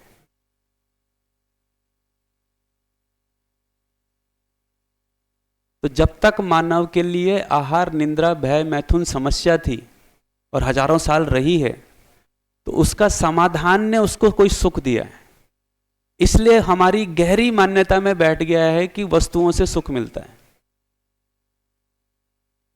जबकि हमको वस्तु से सुख नहीं मिल रहा है। वो जो समस्या थी, कोई समस्या थी, उसका समाधान हुआ। ठीक है, एक और एग्जाम्पल से आपको और जल्दी पकड़ में आएगा। आप कहीं गाड़ी से जा रहे हैं और अचानक आपका पेट्रोल खत्म हो गया और आप गाड़ी से उतरे और दिखाई दिया दूर दूर तक एकदम सुनसान सड़क है और कोई पेट्रोल पंप नहीं है। अब आपकी मन की स्थिति कैसी होगी? आप बहुत परेशान होंगे। ठीक है, ठीक अपने को ही कोसेंगे कि पेट्रोल पहले नहीं देखा था, मैं भी बिल्कुल ही बेवकूफ़ आदमी हूँ। ठीक है, अब जहाँ पहुँचना है वहाँ भी नहीं पहुँचूंगा और तमाम तरह की परेशानी और विचार कैसे चलने लगेंगे? चारों दिशाओं में दौड़ने लगेंगे। ठीक, और कहीं कोई सोल्यूशन नहीं दिखाई दे रहा है। तो अब आप होए दुखी। अब दूसरी घटना में सेम घटना किसी एक आदमी के साथ घट जाती है किसी दूसरी सड़क पे, उसका भी पेट्रोल खत्म हो जाता है या आपका ही हो गया फिर से, और आप उतरे और आपने देखा एक जैसी उतरे वैसी बोर्ड दिखा 200 मीटर आगे पेट्रोल पंप। अब क्या होगा? तो पेट्रोल के खत्म होने से अगर दुख होता तो दोनों में एक जैसा होना था।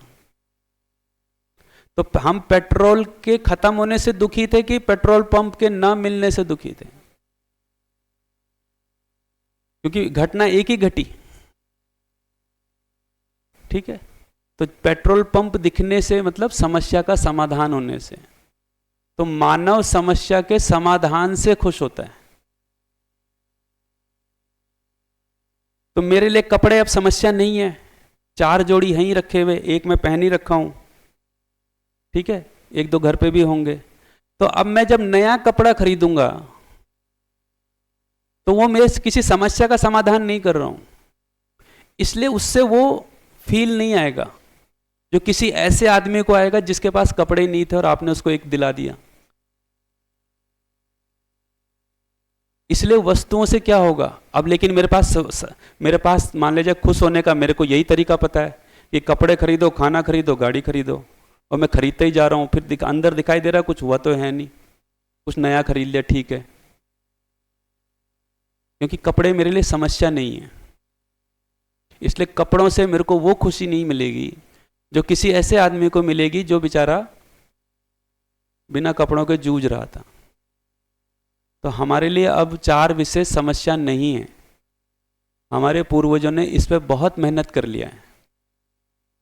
जो ये खेत आज आप देख रहे हैं जिसमें हम आसानी से जाके अनाज उगा लेते हैं, ये खेत कोई एक दिन में बने होंगे? कई कई पीढ़ियां खर्च हो गई। इस है ना, मतलब ये जो गुजरात जैसा इलाका जहाँ पानी वैसा नहीं है, नदियाँ वैसी नहीं है, तो इस जगह पे हमारे पूर्वजों ने पीढ़ियों की मेहनत लगा करके ऐसे खेत तैयार किए हैं कि हम जाते हैं और अनाज बहुत थोड़ा मेहनत, उतना मेहनत नहीं करना पड़ता जितना उनको करना पड़ा था। उनके लिए 4 विशेष समस्या थी, कहाँ से खाना पूरा होगा। इसलिए कभी कभी हमको लगता है कि गांव के लोग ज़्यादा खुश रहते थे पहले।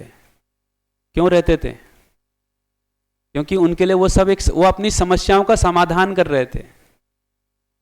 भाई घर ऐसे थे जो बरसात में बह जाते थे, या सांप बिच्छू घुस आते थे, या तूफान से उड़ जाते थे, तो वो समस्या का समाधान कर रहे थे। इसलिए उनको मकान बनाने में या खाना बनाने में थोड़ा एक फील आता होगा। हमको वो नहीं आ सकता क्योंकि हमारे लिए अब ये समस्या नहीं है। इसीलिए जितने जैसे आदमी पढ़ लिख रहा है वो ज़्यादा दुखी दिखाई दे रहा है, क्योंकि वो वहाँ से खुशी ढूंढ रहा है जो उसके लिए समस्या ही नहीं है। उसके खाना क्या समस्या है? आपको नहीं आता बनाना, जोमेटो से मंगा लो। आपको कपड़ा बनाना नहीं आता, बाजार से खरीद लोगे। आपके लिए केवल एक ही समस्या है कि आप उसको खरीदने के लिए पैसा कहाँ से लाओगे। इसलिए नौकरी मिलने पे थोड़ा अच्छा लगता है। क्यों अच्छा लगता है? क्योंकि वो समस्या है क्या कि फाइनली वो उसको खरीदना कैसे आएगा। पर एक बार वो हो गया तो अब क्या, अब वो समस्या नहीं रही। आपका पैसा है, आपको कपड़े खरीदने होते हैं बाजार चले जाते हैं, खाना खरीदना होता है बाजार चले जाते हैं। तो फिर इसलिए क्या है, इसलिए आदमी तमाम पैसा खर्च करने के बाद भी क्या है, ज़्यादा दुखी है, इसीलिए किसी को लगता है कि पैसा कमाना ठीक नहीं, निकल पड़ो। इसलिए मेरे पास ऋषिकेश में बहुत से लोग आते हैं जो कॉरपोरेट की जॉब छोड़ दिए हैं, यंग लोग, क्योंकि बहुत मेहनत करके पढ़ाई लिखाई की और बहुत मेहनत करके कॉरपोरेट में पैसा कमाया और उससे इतना सर दर्द हुआ कि सब छोड़ के निकलो हिमालय। वो उनको वही ठीक लगता है। फिर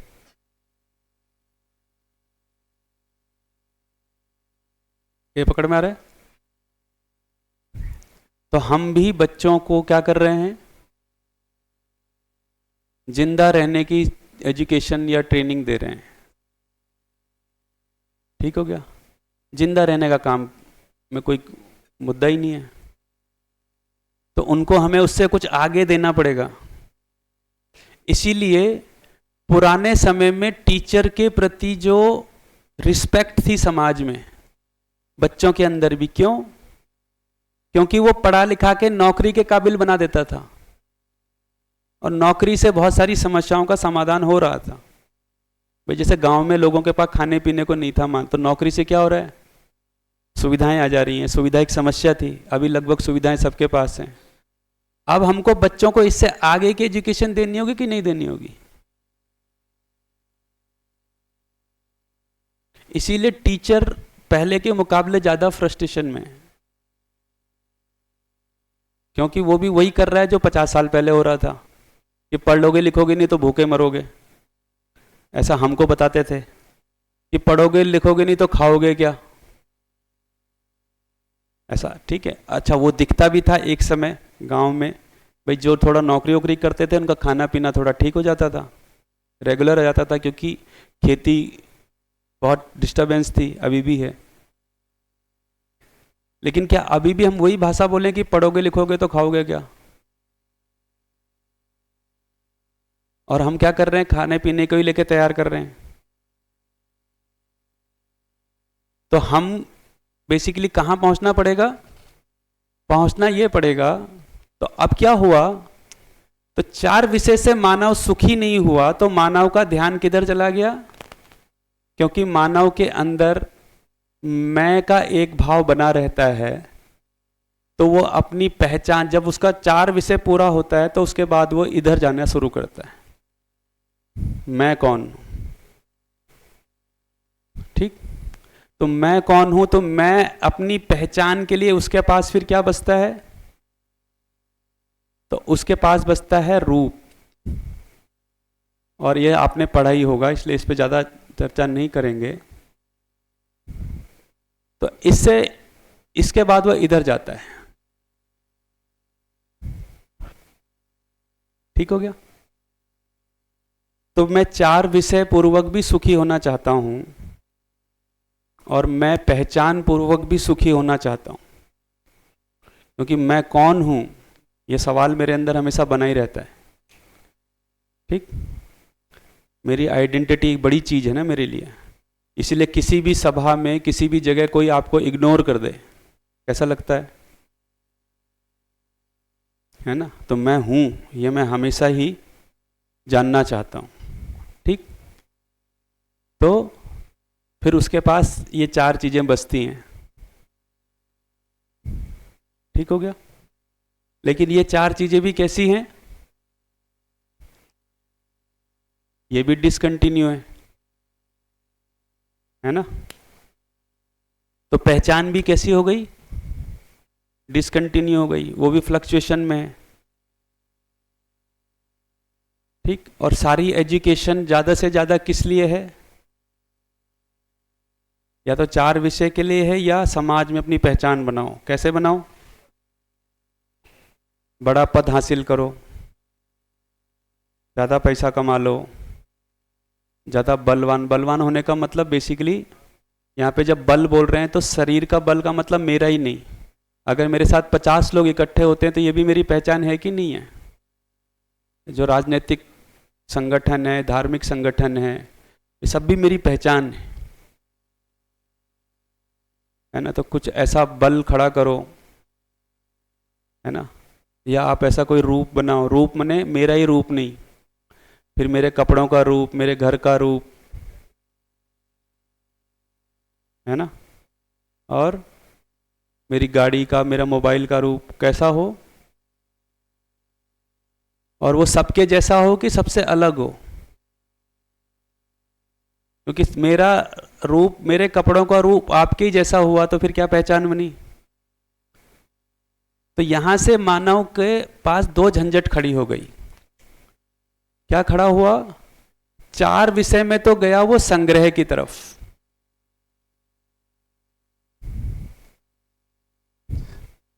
क्योंकि मैक्सिमम करना है, संग्रह और जिसको क्या बोलेंगे, वैरायटी और क्वांटिटी। तो वैरायटी को बोलते हैं विविधता। इधर जाएगा, बहुत सारी वैरायटी और बहुत सारी क्वांटिटी में जाएगा। ठीक हो गया?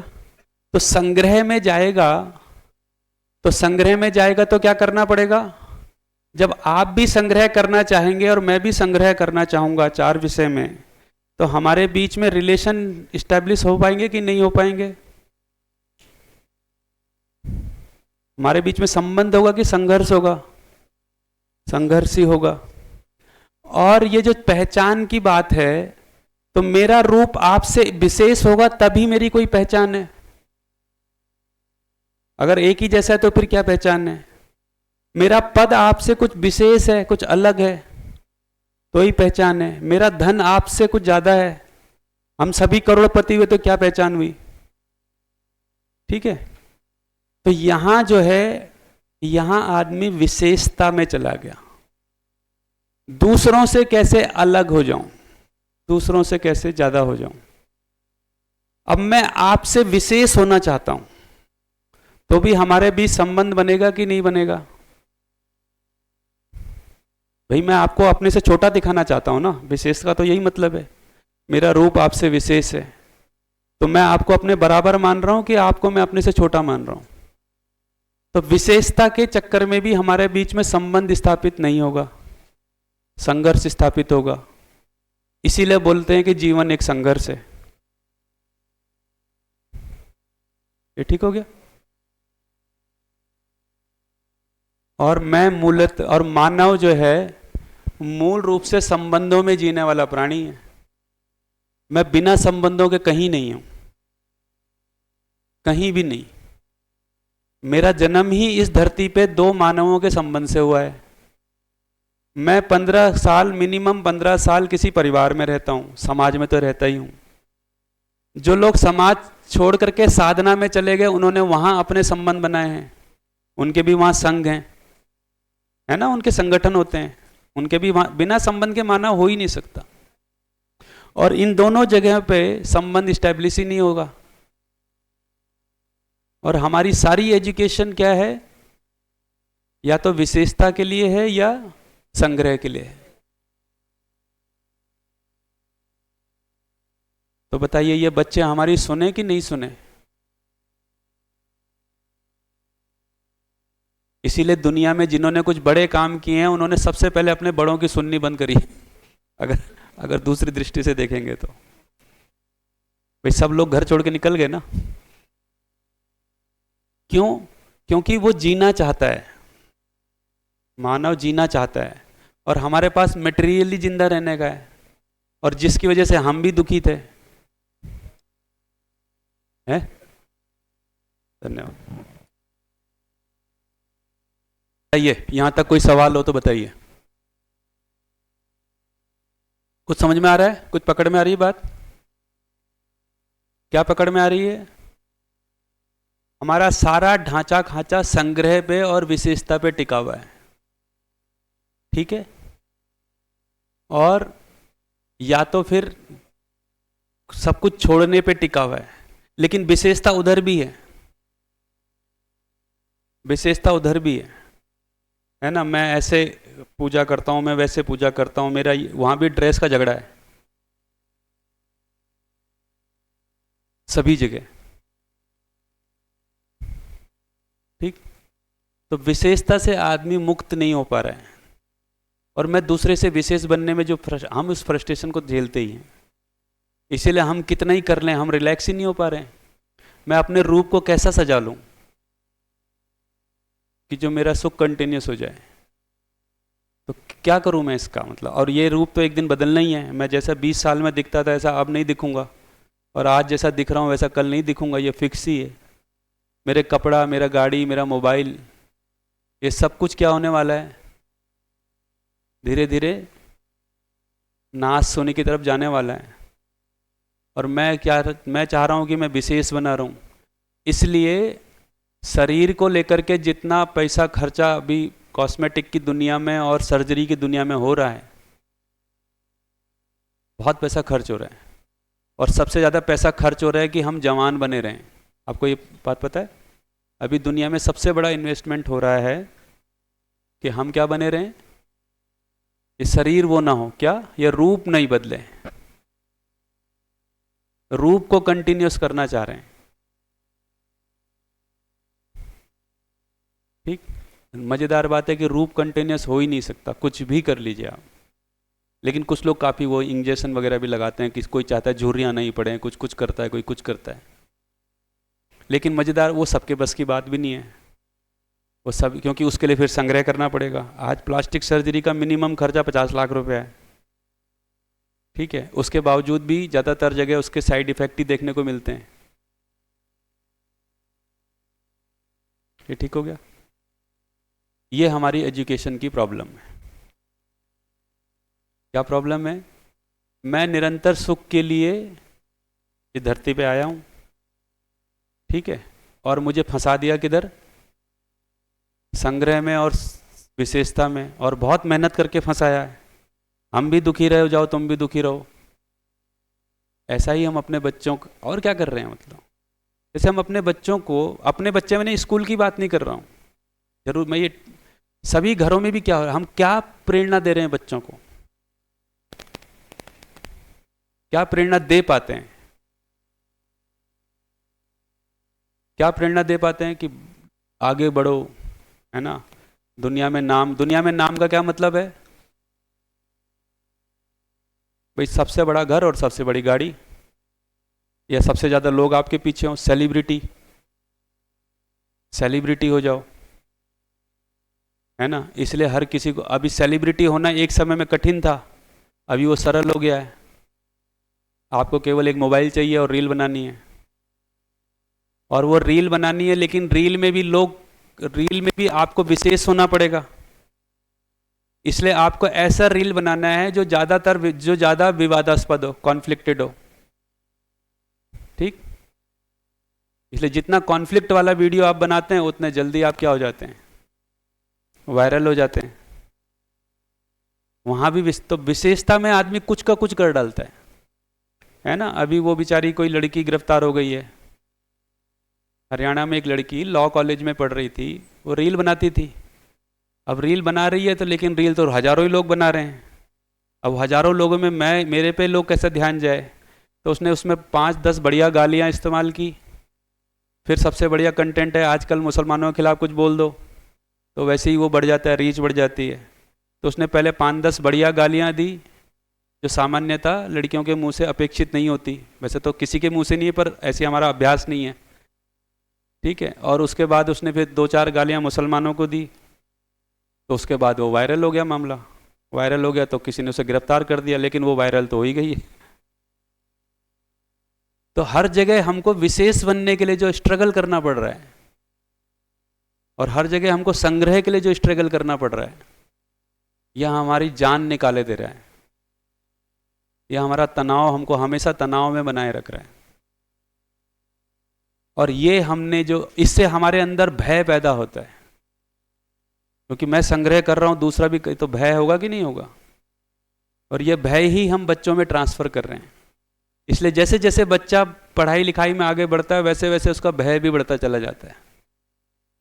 जितना बच्चा मस्त बचपन में रहता है, उतना ही वो टेंशन 12वीं तक आते आते उसकी टेंशन बढ़ जाती है, करूँ क्या, क्योंकि करना क्या है, संग्रह करना है। वो तो दिखता है दुनिया में, बाप रे बाप, मतलब ये तो लगे ही पड़े हैं सब लोग। और विशेष होना है, तो इस विशेष होने के लिए उसे क्या करना है, तो ये 4 ही जगह है, ठीक। और ये चारों जगहों में भी आप देखेंगे तो बेसिकली रूप का क्या मामला है। रूप कोई ऐसा यूनिवर्सल थ्योरी नहीं है ना कि एक यही रूप बहुत सुंदर है, हर जगह के अपनी अपनी मान्यताएं हैं, ठीक है। ऐसे धन का मामला भी है, ये सभी जगह का मामला है। तो कहाँ फंसे हम? संग्रह में और विशेषता में। तो सारी एजुकेशन कुल मिलाकर के, जैसे वो होता है ना, एक तेल डालने का क्या बोलते हैं उसको, फनाइल बोलते हैं ना, एक कीप जैसा होता है, नीचे से बारीक होता है, ऊपर से चौड़ा होता है। नहीं कढ़ाई नहीं, अरे फनेल, हाँ ऐसा कुछ होता है ना। तो फनेल शिक्षा ऊपर से बहुत ऐसा दिखाई दे रहा है कि मतलब है ना, CBSE भी लगी है, NCERT भी लगी है, और तमाम धार्मिक संगठन और सामाजिक संगठन, तो फिनाइल ऊपर से दिखाई दे रहा है लंबा चौड़ा, लेकिन नीचे से वो कहाँ जा रहा है? सारा का सारा वो दो ही जगह जा रहा है, संग्रह में और विशेषता में। ठीक। और हम क्या कर रहे हैं? उसके सरफेस वाले भाग की चर्चा ज्यादा कर रहे हैं। अच्छा मैथ्स ऐसे पढ़ा दो, साइंस वैसे पढ़ा दो, खेल खेल में पढ़ा दो, है ना, आपको ज्योग्राफी सिखानी है तो समुद्र के किनारे ले जा दो। ठीक है, ऐसा भी बहुत, उसमें कोई बुराई नहीं है, लेकिन अगर आप उसका निचोड़ कहाँ जा रहा है? नीचे। उसका कीप तो बहुत ही छोटी है, वो संग्रह और विशेषता में ही जा रहा है। इसलिए ऊपर जो मर्जी कर लीजिए, जब तक इस कीप का इलाज नहीं हुआ तब तक वो काम नहीं करेगा। ठीक हो गया? ब्रेक हो गया? चलिए, तो इसके बाद मिलते हैं फिर ब्रेक के बाद।